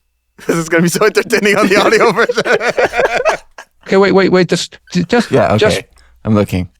describe my eyes. They're blue. They're blue. Yeah. Are they moving? Yes, they are moving. Side to side. Well, say they're moving, for They're goodness moving sake. from side to side. They're moving in circles, yeah, right? circles. Yeah, you're looking around the room. Good. Oh, there was a blink. Yeah. Omnidirectional, you know. During that time, Yeah. you didn't see the color of my face. No, I did not. No, because I was And focusing I knew you were on going the to ask eyeballs. that, but that's true. That's what the multiple modes of listening are. Yeah. Wow. So I Wow. listened to this piece. Mhm. I listened to it as a tone color piece, just spectral stuff. Okay. And the second time, because he was doing a presentation, he said something and someone said something, and I thought, oh yeah, okay. And then he played it again, and it's made up of orchestral instruments. It's all made up of orchestral samples. MIDI. So I listened to it as an orchestral piece. And I listened to the instruments that he was using to do the piece. And I didn't hear the spectrum. I identified the sources of the sounds in the piece. And then I remapped the piece in my head based upon whether he was using strings or woodwinds or percussion or choir, which he does at one point. And then I decided what I would do. I would listen not simply to the orchestral quality, but I would listen to the harmonic quality. I would abstract it one step even further. Well, how do you strip those apart with your ears? Like, how do you only focus on one sound? Like, if I hear an orchestral sound, it'll be hard for me to not recognize that sound and just not focus on that aspect of it. So how do you really focus on that? I presume practice. I'm not going to recommend this on air. It's probably doing a little bit of acid at some point will help you. Just dissociate things. You've seen Picasso's paintings when he has the model with an eye somewhere other than on just the two sides of the nose. You still recognize it as an eye, but there's no problem with it being somewhere on the other side of the head or the ear being somewhere else. because you accept that it's both a gestalt and a gestalt made up of individual elements, individual in sound parameters. So the next time I listened to it as a cinematographic scene. I listened to it and I thought, this is a film shot. It's 6 minutes long. What's happening? What am I looking at on the screen? And what is that doing to me purely in terms of what's happening on how fast is the camera moving? Is it panning? Is it dollying? Is it zooming? Is it light? Is it dark? What are the colors? Darker colors with darker greens, and there's a window just here. And then there's the choir that comes in, but the choir, I saw there was a light in the corner of the room. And as it went over there, I could see the halo of light around the lamp that was there, and it moved away and that disappeared. So I simply looked at it and projected into my mind a cinematographic scene. And then I did it as a soundscape, which removed all of the object elements. And I simply listened to it as if I were walking down the street.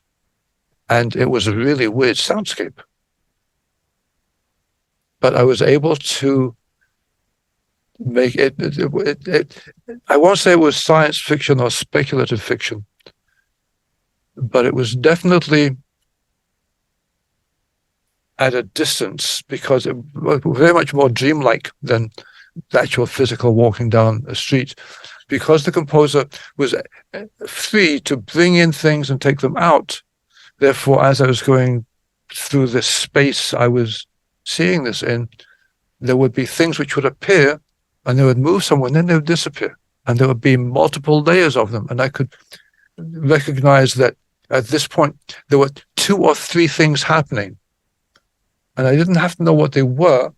I just used my mind to see these things happening, and whatever it was. And he's quite a brilliant piece in some ways, because he also, by and large, used orchestral samples that had reverb on them, as orchestral samples tend to have. Right. And he added little bits of reverb. But he also had gone out and got some dry samples of percussion and woodwinds. And in this thing he was doing, it's incomplete. In this thing he was doing, he would bring a sound forward like this, and it would be there without reverb. It was outside. It wasn't outside the environment. It meant it was like this. It was right in front of my nose. Any reverb which would have been added in a sound which is very close, you don't get the reverberation or characteristic of space from it. And I have spent decades doing this all the time. In the kitchen, making pancakes, I do it all the time. I pick up the egg, and I pick up the knife to break the shell of the egg. And before I bring it down, I imagine the sound of that sound. And I will do it at more distance or closer, without consciously deciding one way or the other. But using this to build up my database of information I can access when I want to do this. And one of the things that you may recall at various times I showed was how to take 2 sounds, and I'm not going to use the word mix because it's not quite an accurate term. Transform one towards the other, which is much easier to explain to people today because they have the experience in films. Like transform as in moving from speaker to speaker? Yeah, transformers kind of thing. Right. That actually, we worked quite a bit in that while we were at Concordia, working especially in multi-channel, because we worked a lot in multi-channel. I'd love to talk about multi-channel. I kind of want to talk a little bit more into the multi-channel aspect, because I'm particularly curious to hear your take on multi-channel, whether it be 5.1, 8.1, and how it enhances the listening experience? So my history of multi-channel sound. Let's get into your history of multi-channel Yeah. sound. I think that's something we have to discuss. I think it's one of those points that we don't want to skip, just because I just want to give personal experience just to lead into this question and to put it a bit more. I did a music college degree, and everything was stereo. Everything was stereo. All I knew about the audio domain was like a stereo image, in a sense, how it was contained. And then we get to Concordia, and we're talking about front left, front right, back left, back right. And center, of course. Important. And can't forget about center. I was doing a dramatic pause, just so you know. So let's please get into your history. I was always interested in sounds from different places, different locations. There's a history in Western music of putting 2 or 3 ensembles in different places in the space and having them play either together or play independently of each other. In the space of sound? The space of sound. Nice. Nicely played. San Marco in Venice has a cathedral. And the cathedral in San Marco in Venice is a Greek cross, which is a less elongated cross, and it has balconies, 3 balconies in the front and an organ in the back. And starting in the 1500s, early 1500s, the music directors would put 3 choirs up in the balconies up here, and one at the back of there, and they would sing antiphonally. They would sing backwards and forwards to each other. One would sing, the other one would answer. That one would sing, and all this, and then they'd sing together.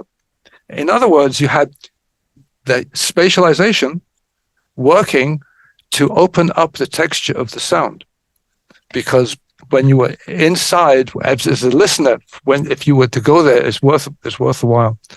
But you have the experience already, so it's less startling. But in Definitely the 1600s, you can imagine that people who've only listened to the 6 singers standing in front of them singing the madrigal suddenly are in this space where there are 3 ensembles where the sound not only is answering backwards and forwards between the voices, but answering backwards and forwards in space. So the space of sound, or the sound of space, opens up.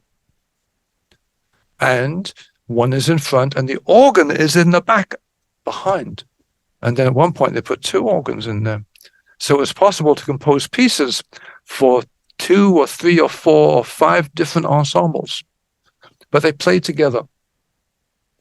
Henry Brant, B-R-A-N-T, was a Montreal-born composer who lived in New York City in the early part of the 20th century. And he met an early 20th century composer whose name you may or may not know, called Charles Ives. He changed the history. Actually, it was his father who changed the history of Western music in terms of space. Charles Ives' father, he lived in Danbury, Connecticut, and his father used to have events he planned for July the 4th. And the town had a town square, and on the town square there were 3 churches and 4 roads.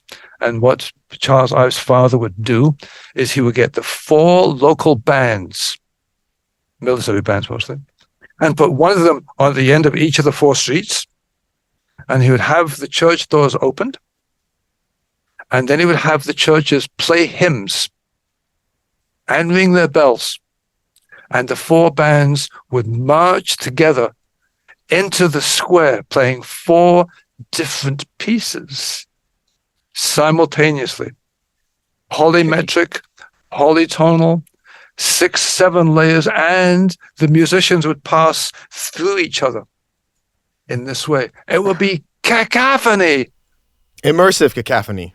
Immersive, completely.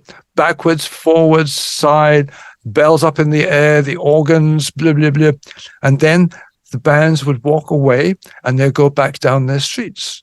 And so the listener in the square would have this cacophony, and then the 4 would separate, and where the individual was standing is where they would hear whichever band was closest to them at the time. And then the organs would stop playing and the bells would stop. And it would be.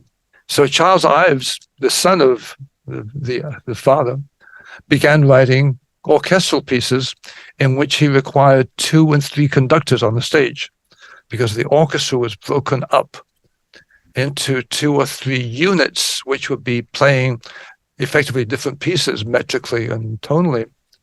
And he said that we're talking late 1890s, early 1900s. This is really weird, really, really weird. But his father was doing this in the 1880s and 1870s, which is really mind-bogglingly complex. But Charles Ives wanted to have the audience understand the feeling of being immersed in the celebration. And there's a piece called 4th of July, where the bands are going on all over the place, and then the whole thing explodes with the fireworks, and the fireworks die away, and all that's left is the high strings being the cosmic radiation in the background. So a very philosophical take on this. So I read about these things when I began studying music, I was 17, because before that time I had some music, but I had no formal introduction to it. No one in the family does music. Okay. I come from. That's a difference. I went to McGill, and I met people whose brothers and sisters played instruments and whose parents were involved in music. Here I knew nothing. So I sat down and just listened to 5,000 pieces over a period of 5 years and read 20% of the library. So you really started from scratch. In terms of quantum information, yes. But my blessing was that my ear was, that when I went to conservatoire, I did the first 5 years of the dictation program in 5 weeks. After the first week, I was moved to the second year. After the second week, I was moved to the third year. The third week, I moved to the fourth. I was 13 doing dictation at a level where I couldn't correctly notate it because I didn't have enough theory. And I was in a class with 2 people, 1 hour a week with this tremendous, tremendous teacher who was just brilliant. He showed me how to teach ear training. But it's essentially what he did was he would play this melody or something, late 19th century, quite chromatic, quite difficult to do. He would play it, he would say, he was blind, Gabriel Cusson, and he would play the chord underneath of this. And he'd play it once through about 8 measures or 12 measures, not short, not 4 notes at a time, but, and he would say, well, Mr. Austin, how did you find that? And I said, I was inarticulate. I was 13. I couldn't speak. I said, I think I need to hear it again. He said, I would play it twice more for you. And he would play it once and give me 30 seconds, and he'd play it again. And the 2 of us would write down what it was. They said, well, Mr. Austin, gentlemen, marvelous. Can you tell me what you have written down? And I said, I'm not sure it's quite right. And he would say, please, just, and I would read back to him what I had written down, 12 measures. Requires memory. And he would say, Mr. Austin, that is a beautiful melody, but it's not quite what I played. He would play it, and I would go, oh, every time I made a mistake, he played the mistake. And every time, because my memory remembered the original, and because he played the mistake and didn't correct me, he allowed me to do the comparison. You'll notice comparison is important in how I approach the class. I compare things. This was here. I've done this to it. This is the result. So my ear training became one very much of understanding that people teach themselves the way a child teaches themselves, which is through trying something, finding there's an error, and then working on correcting the error without having to be told that it's not correct. So when you as a child learn to speak, if you made a mistake, your mother may or may not have corrected you. My mother never corrected me. All she did was, I don't know whether she wasn't interested enough or whatever it was, but because both of my parents, they were uneducated, but they were articulate intelligent people. They didn't correct me. I listened to BBC and I listened to people speak, and I learned how to create the patterns. And without the correction coming from outside, it was an auto-correcting situation. So I had to develop inside my head an imagery, an imagination for what the sound was, and didn't do this simply with sounds that came to me from one place. I listened to many things at the same time. So I was at McGill, and I had read about these multi-channel things that had gone on performances. And when I was, it was 1969, I went into the McGill studio for the first time. But there was something before that. But in 1969, I went in the studio, and there were 4 speakers, one in each corner, because the thinking was to do multi-channel. I was the only person to use the 4-channel speakers for about 3 years. In 1968, in 1967, Montreal had a world exposition. It closed, and the following year, one of the pavilions, because it was a different time, was opened, and a man in Montreal, an audio shop dealer, proposed to install a 12-channel sound system to play pieces. And he did. And then they needed to have pieces to play. So they commissioned 2 recordings in London of an orchestra playing, but they recorded on 2-inch 16-channel tape, but they needed 4 channels open, as I explained in a moment. So they had a 12-channel tape, and this was 12 channels of close mic'd recording. And now close micing had been used by Columbia Records on the New York Philharmonic in the early 60s. And Bernstein employed this, where you could focus in on the instrument for a moment and then back away. But in this case, because they were close mic'd in 12 sections of the orchestra, the flute always came out of this speaker, and the cellos always came out of that speaker, and the horns always came out of that speaker. And there were 12 of them. And there were 4 in the corners, and there were 8 in a cube in the middle of the space. The audience sat in a square, essentially, looking in at this box, this thing in the middle, a sculpture with 8 speakers, one on each of the corners of this suspended cube. There, 8 channels there, with each of them had 4 speakers, because they focused both forwards and backwards and left and right. So wherever one sat in the space, they were directly in front of every loudspeaker in the space. It was a 12-channel system, and there were 4 subwoofers, unheard of in the time, in the corners. And each of these channels had 3 channels of color lights that would turn on and off with the sounds going to them. So when the flute played, that speaker up there would have little red lights turning on and off. And when the cellos played, blue ones over there. And Yeah. So evidently it was also a light show. It was a light show. Multimedia. Yeah, cool. Yeah, absolutely. 30 channels. And the piece they used was a piece by the Italian composer Luciano Berio, and it's called Sinfonia, and Sinfonia is a really weird piece. And people who went there didn't like it, but they got really freaked out by the experience of sitting in this space, this square.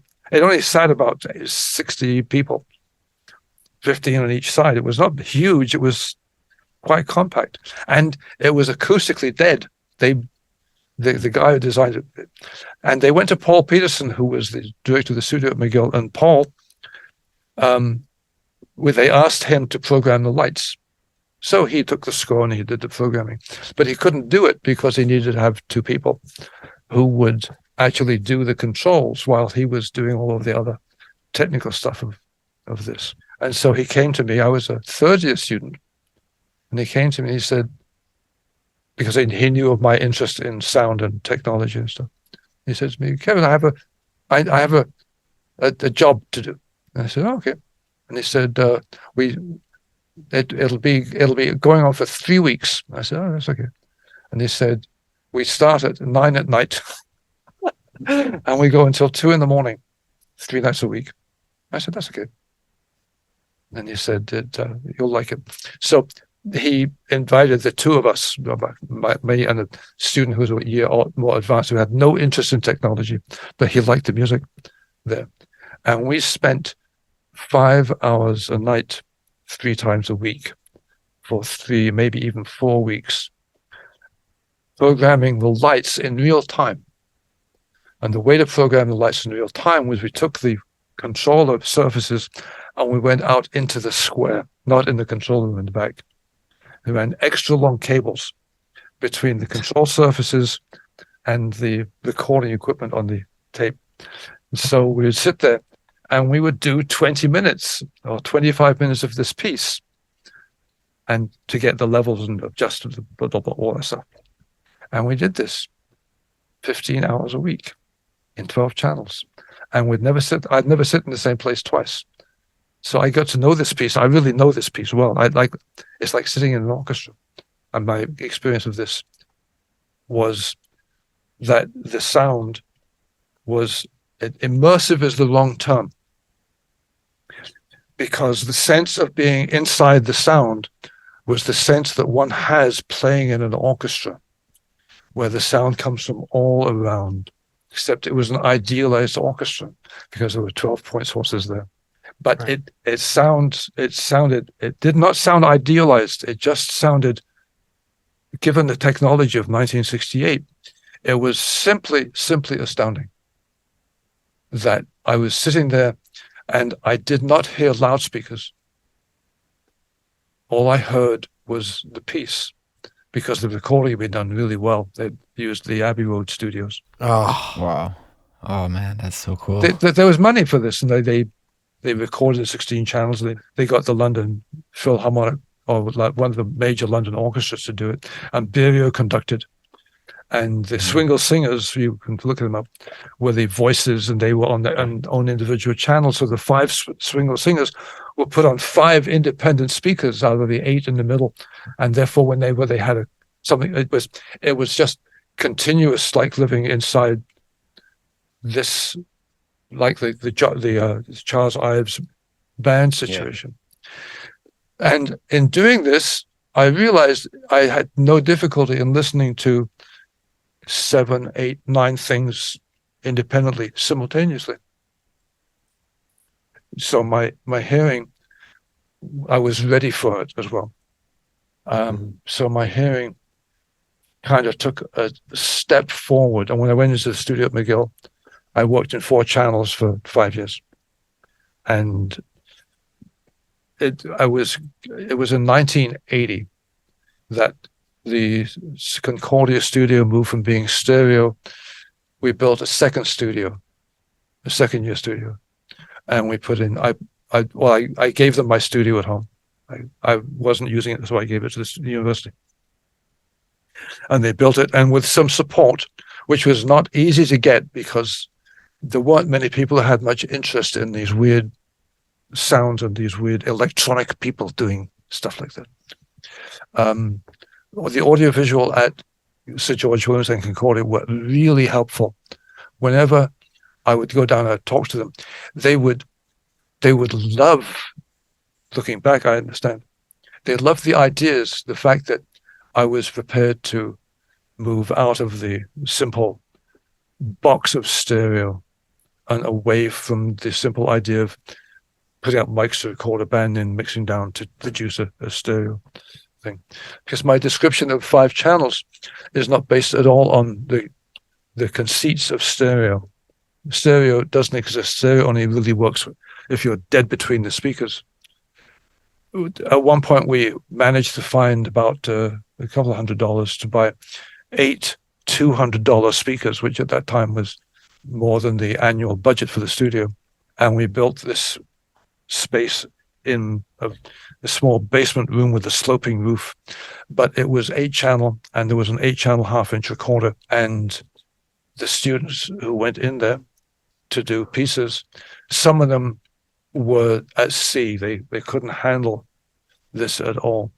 But there were a few. I mentioned before about how the tide change of the hearing, who were ready for it, and they got in there and they realized that in fact this wasn't a version of a pop recording studio. This was a new model. This was an instrument. It wasn't a recording studio. When you are recording, when you go into a studio to record a song, they lay down the rhythm track, right? And they begin on beat 1. We had to begin on beat 1 because it was tape. So it limited certain kinds of conditions. But I encouraged them very strongly not to begin with the first sound of the piece when they were beginning to assemble the piece, but to start somewhere else in the piece. It's much easier digitally because I now have the classes only prepare sessions for the final work they do. Right. And the session is this piece we listened to the other day in the class. The composer came to the conclusion independently of me. I said, how did you begin the piece? He said, I opened up a session 5.5 minutes long. And I said, and how many tracks did you put into the session? He said, I put 100 tracks into the session. I said, like a canvas, right? It's a canvas, and you're going to paint in the canvas. I said, did you begin? I knew the answers to the question. I could hear it. It was clear. It was a stereo piece, but I'd listened to it and I knew what he had done. I didn't know he had 350 tracks. I thought he may have 150 or something. And I said, where did you begin the piece? He said, I began in the middle. He said he had prepared 700 stems. He had prepared 700 stems before he opened the session. So he had learned his materials and he had worked them into great detail. And he liked certain things. And he began putting in to the session the sounds he wanted at certain places. Because he had so many tracks, he didn't have to be concerned about putting in 2 minutes of a drone because it wasn't going to occupy anything other than one of 100 tracks. And if he wanted more of it in the mix, he would just adjust the levels for that. And if he wanted to bring something else out in that, he would duck it. And he was doing the ducking automated and manually. But the automation of 100 tracks of that complexity is really, really, really difficult given the current software. The current DAWs have no intelligence in them, because what's needed is you need an AI system that he would describe the relationship of these two sounds, and then the AI system would write in the automation on the tracks for what they were. And he built this piece out from the middle, and he added in various places in the piece like this. And what he had done, although he didn't know, he was trying to do a stereo version. I listened to the first 10 seconds and went, no, this isn't stereo. This is, you need to go to 7.1 immediately. But I didn't say that to him because of the nature of the relationship between instructors and courses. We're very careful. He wasn't in my class when he did the piece. He was in a class that most of the work was done in stereo because the instructor is a stereo guy and he works in the industry. And I said to him during the following discussion, I said, this is really good. I said, I have 2 complaints about it. And he kind of went, he was a little annoyed that I was complaining. I said, my first complaint is that it's too short. I said, you have composed a piece that's between 8 and 11 minutes long, but you felt you have to keep it under 5. And he gave me this smile that was like this wide, and his eyes opened up. And I said, that's one. And the other one is, you've composed this for a flat screen in front of me, but the sounds in your head are completely around everyone, everywhere, all the time. And he said, here. I said, we'll talk about how you're going to go back and fix this session. I said, you're going to bring this piece into the second semester of the course.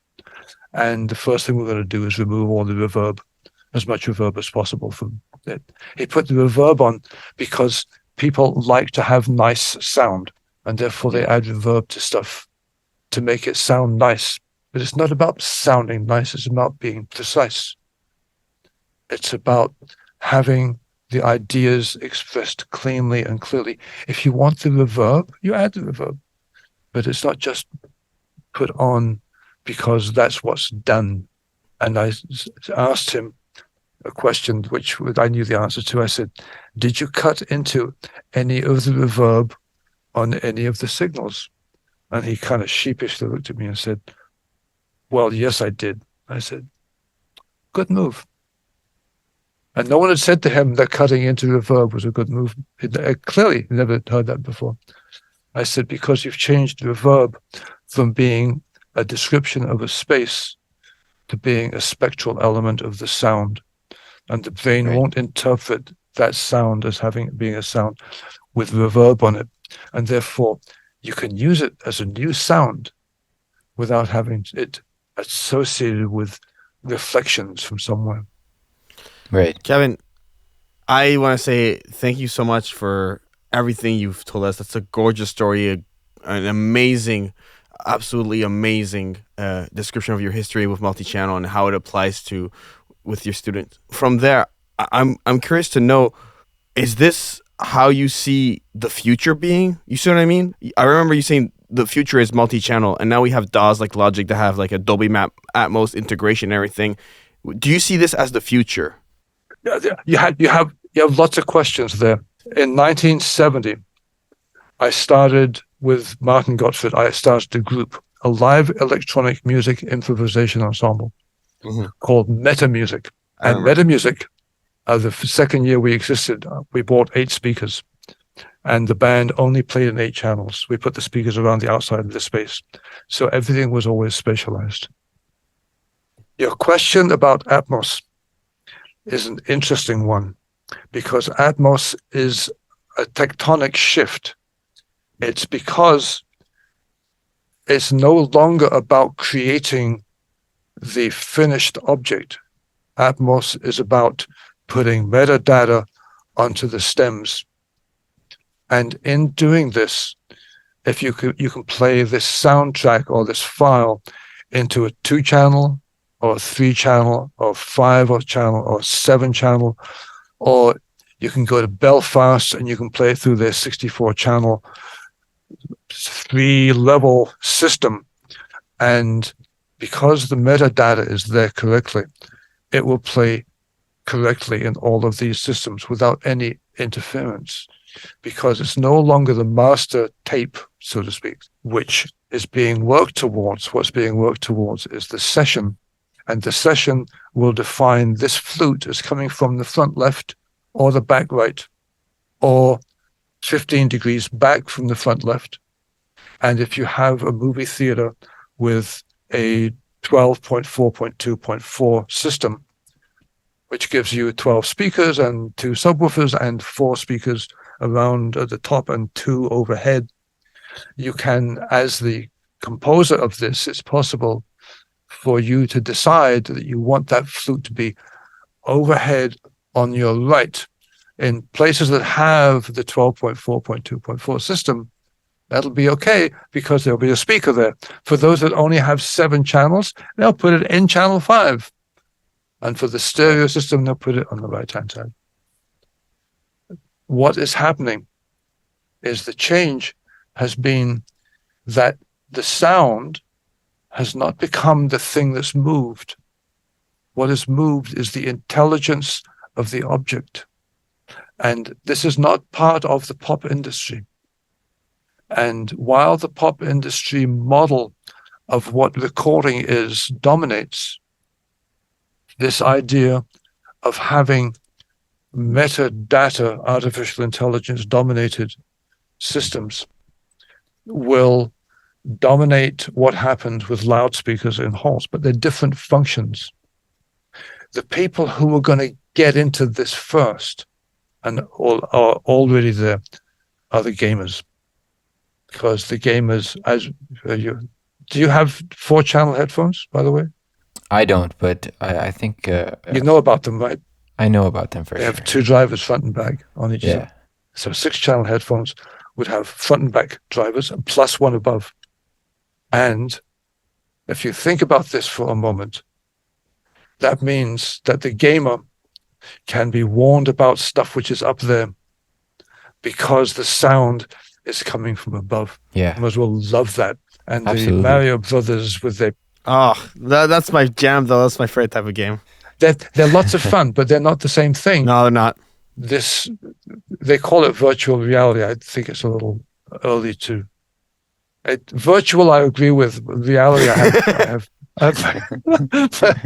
I think the discussion of reality is a little premature. Right. Pointing that, because what the gamers are going to do, if the recording people can get their asses out of blocking them from doing this, is they're going to come very quickly to the realization, as a number have, because I've discussed with them about, because they need to do things technically. They need to get the product out the door, so they need to do that. But some of the discussions are, but how do we do this for an enormously wide range of users, basically who don't share the same auditory experience? They don't have the same ears. And the answer to that is, well, you do it the same way that is going to be done for people wearing glasses. It used to be that when you wore glasses, the optometrist or ophthalmologist got you to read the numbers off the screen.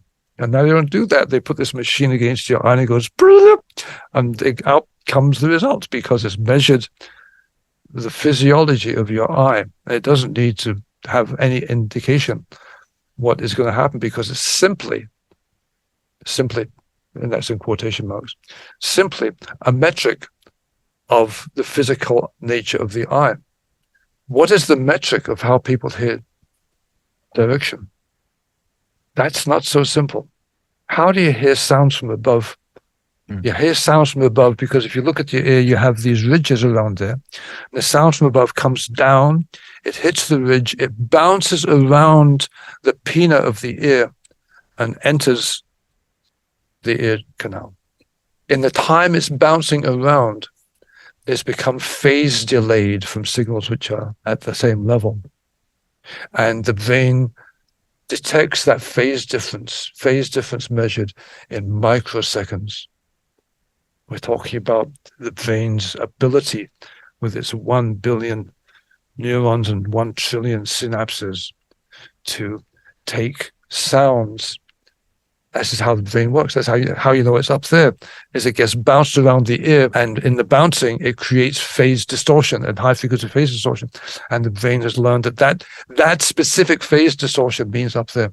But that is unique to each individual, because no two people have the same shaped pinna. And therefore, when I listen to binaural recordings, which is, the Kunstkopf, the head with the microphones in, I have to tilt my head 45 degrees forward, like this, so you can see the top of my forehead, in order to get the sound field to be level with the horizon. Otherwise, it's at 45-degree angle, because my hearing, my physical hearing, shifts sounds that come from Kunstkopf systems. Therefore, what is needed is a way of calibrating the headphones for the individual.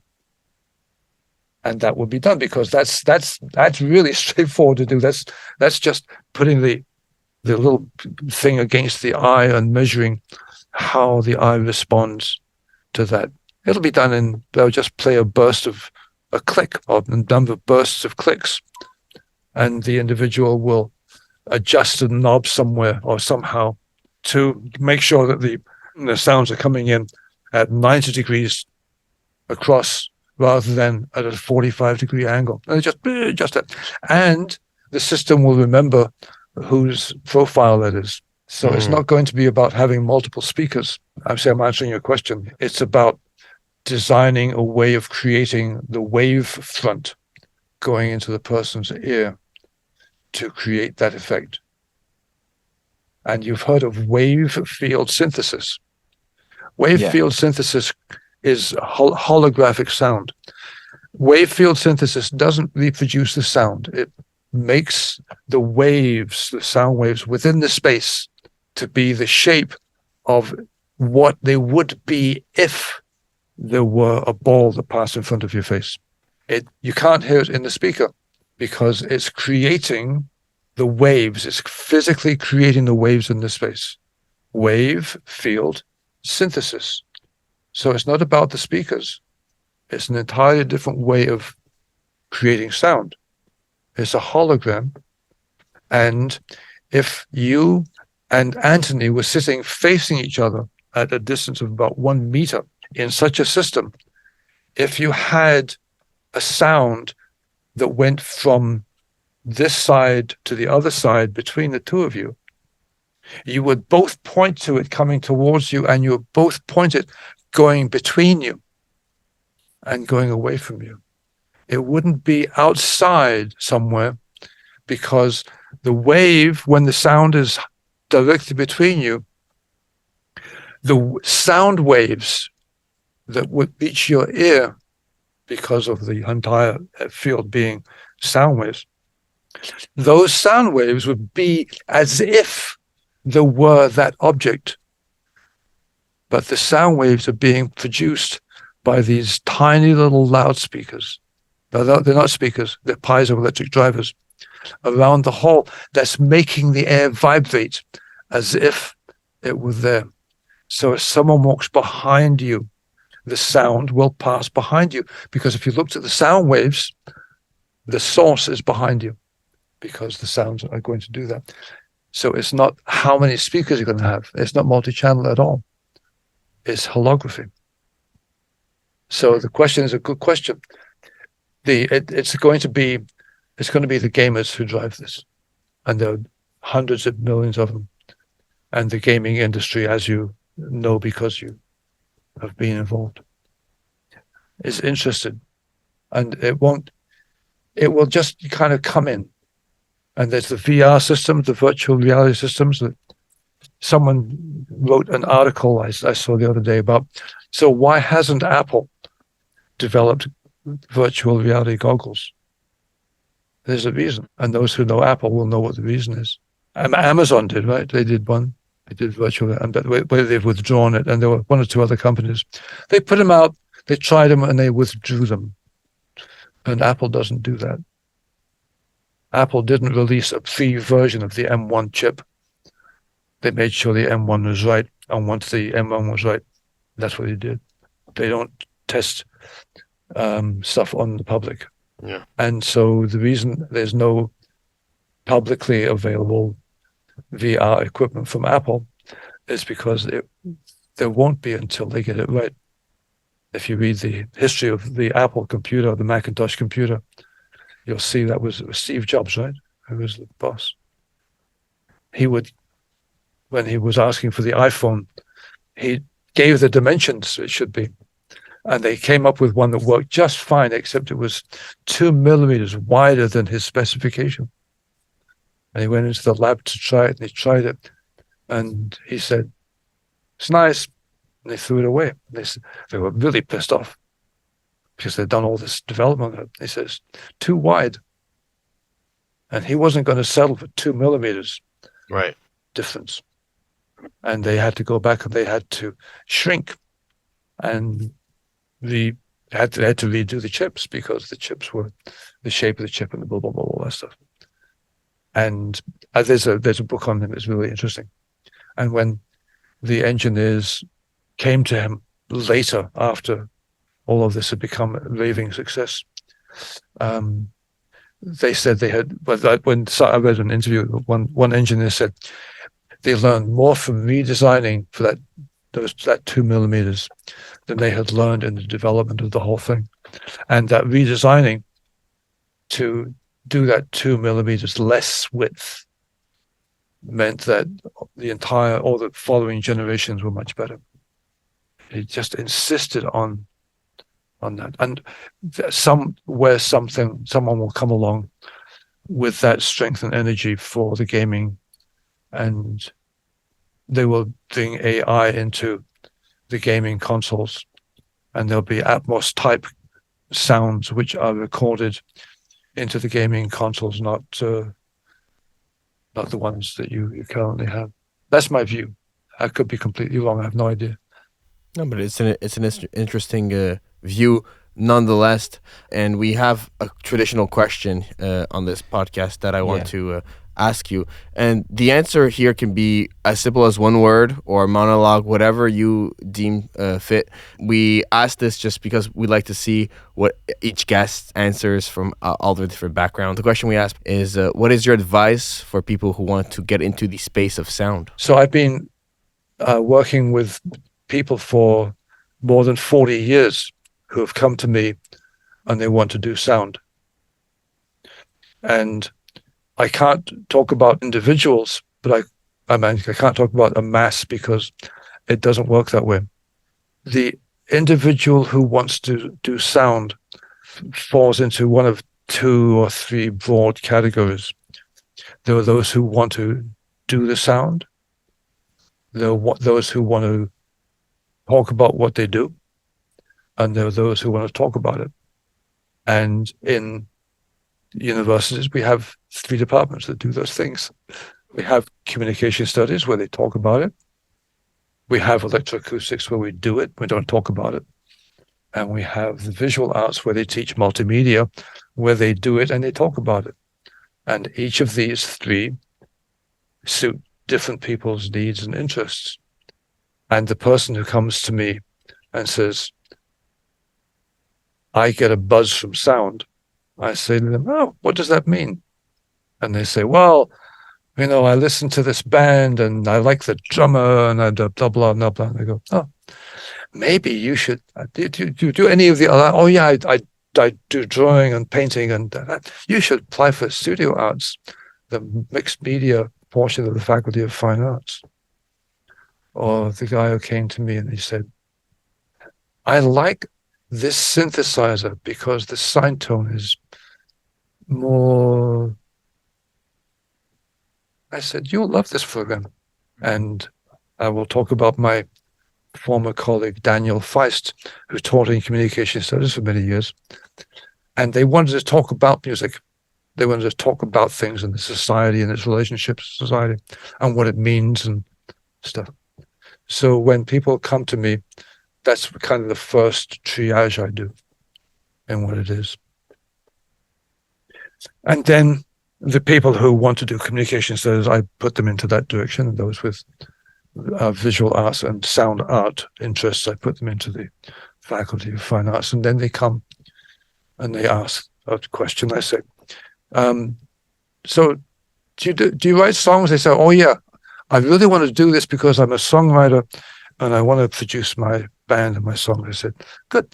So take the music program and take the minor in electroacoustic studies. But your major will be music because what you want to do is you want to communicate with people through the songs you're writing and you want to talk about the meaning of what it is you're doing. And the person who was telling me about the sine tone on the 2 synthesizers, I don't talk about meaning with them at all. It's only about the sound. It's not about what the sound means. So I do the triage on that. Right now I'm working with 6 or 7 or 8 applicants for next year. I've been in contact with about a dozen, and 4 of them have dropped the application into the program because it doesn't do what they want. They think that sound will be nice to add to their songs. I said, fine, study songwriting, write your songs, get your band together, do the recording course, do a minor, do the recording course, do the first year electroacoustics to get some studio skills, and go out and do what you want to do. And the other ones, they have sent me stuff, and the first thing I give them is I tell them to do an unvoiced consonants study. They have to record 5 seconds of unvoiced consonants. They have to set up a session 30 seconds long and 20 channels deep and create 50 stems, 20, 30, 40, it doesn't matter how many stems, 20, 30, and have assign the channels being left, center, right, in groups of 5, and then place these sounds inside that canvas, and then listen to it, and then move them about until they find what works for them. Wow. And parents come to me and they say, what will my Jane, John, whoever do with this degree? And I say, this is a degree about electricity being converted into acoustical energy. My definition of electroacoustics. Wherever you find a loudspeaker, someone who has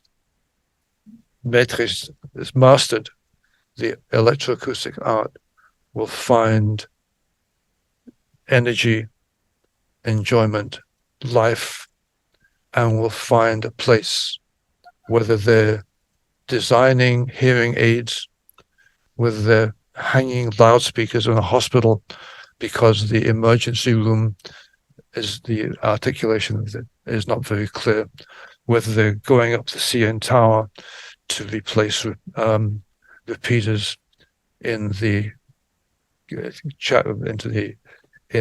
system, whether they're rolling cables on a television floor. They are energized by sound, and they don't have to ask why they're energized by sound. All they have to know, they just know that they have this physicality, this thing that sound does for them, and they can work anywhere, and they can be happy doing it. Wow. And they'll change. And the electroacoustics program at Concordia provides a very wide base and a very deep foundation of fundamentals of hearing. And it develops the individual mind, which makes them really valuable wherever they go, because they're not just bringing forward what the most recent textbook on recording says. They are actually providing the person who's asking them the question with sound advice. I know, I get the joke of the pun in providing sound advice. But the sound advice, the nature of the sound advice that they will generate through the program and through their work in doing this, is that it's very personal. It's not the adoption of other people's views about what it's about. And it's a kind of, I can say this because I've spoken to a lot of people. I'm talking about looking at 50 applications or sometimes 100 applications over a period of 30 years. And the individual who is going to be sound may not be articulate. Some of the least articulate applications I've received, and some of the most poorly formed ones, have been people who have really, really, really benefited from this kind of broad-based exposure. And it's that way because their mind is not working verbally to explain what they're doing. They use verbal to explain what they're doing, but that's not what the idea is. The idea and connection is physical and spiritual in this way. And when they will meet musicians who are the same, they may be playing tabla and they're completely spiritual beings. They may be moving their fingers on the tabla. What's happening is this energy is flowing and they're tapping into this universal source of the flow of the energy. That's amazing. I think that's a perfect place to put this conversation to a conclusion. What do you think? I thank you so much. That was such a in-depth answer. Usually we get a paragraph or two. We got a whole essay. We got that was amazing. Exactly. Kevin, if people want to get in contact with you, is there a place? Kevin.Austin@videotron.ca. Perfect. That will be linked in the description. Anthony, if people want to find you online, where can they find you? I'm on most social medias, but I'm most active on Instagram, which is acaci.audio. That's ACACI.audio. Or on my website, that's acaci-audio.com. Perfect. The artwork for this podcast is done by GoPro Keo. He's linked in the description as well. Please go give him a follow. You can follow Soundspace on social media, Facebook, Twitter, YouTube, everything. And you can find us in your favorite podcatcher. Just type in Soundspace. Leave us a 5-star review.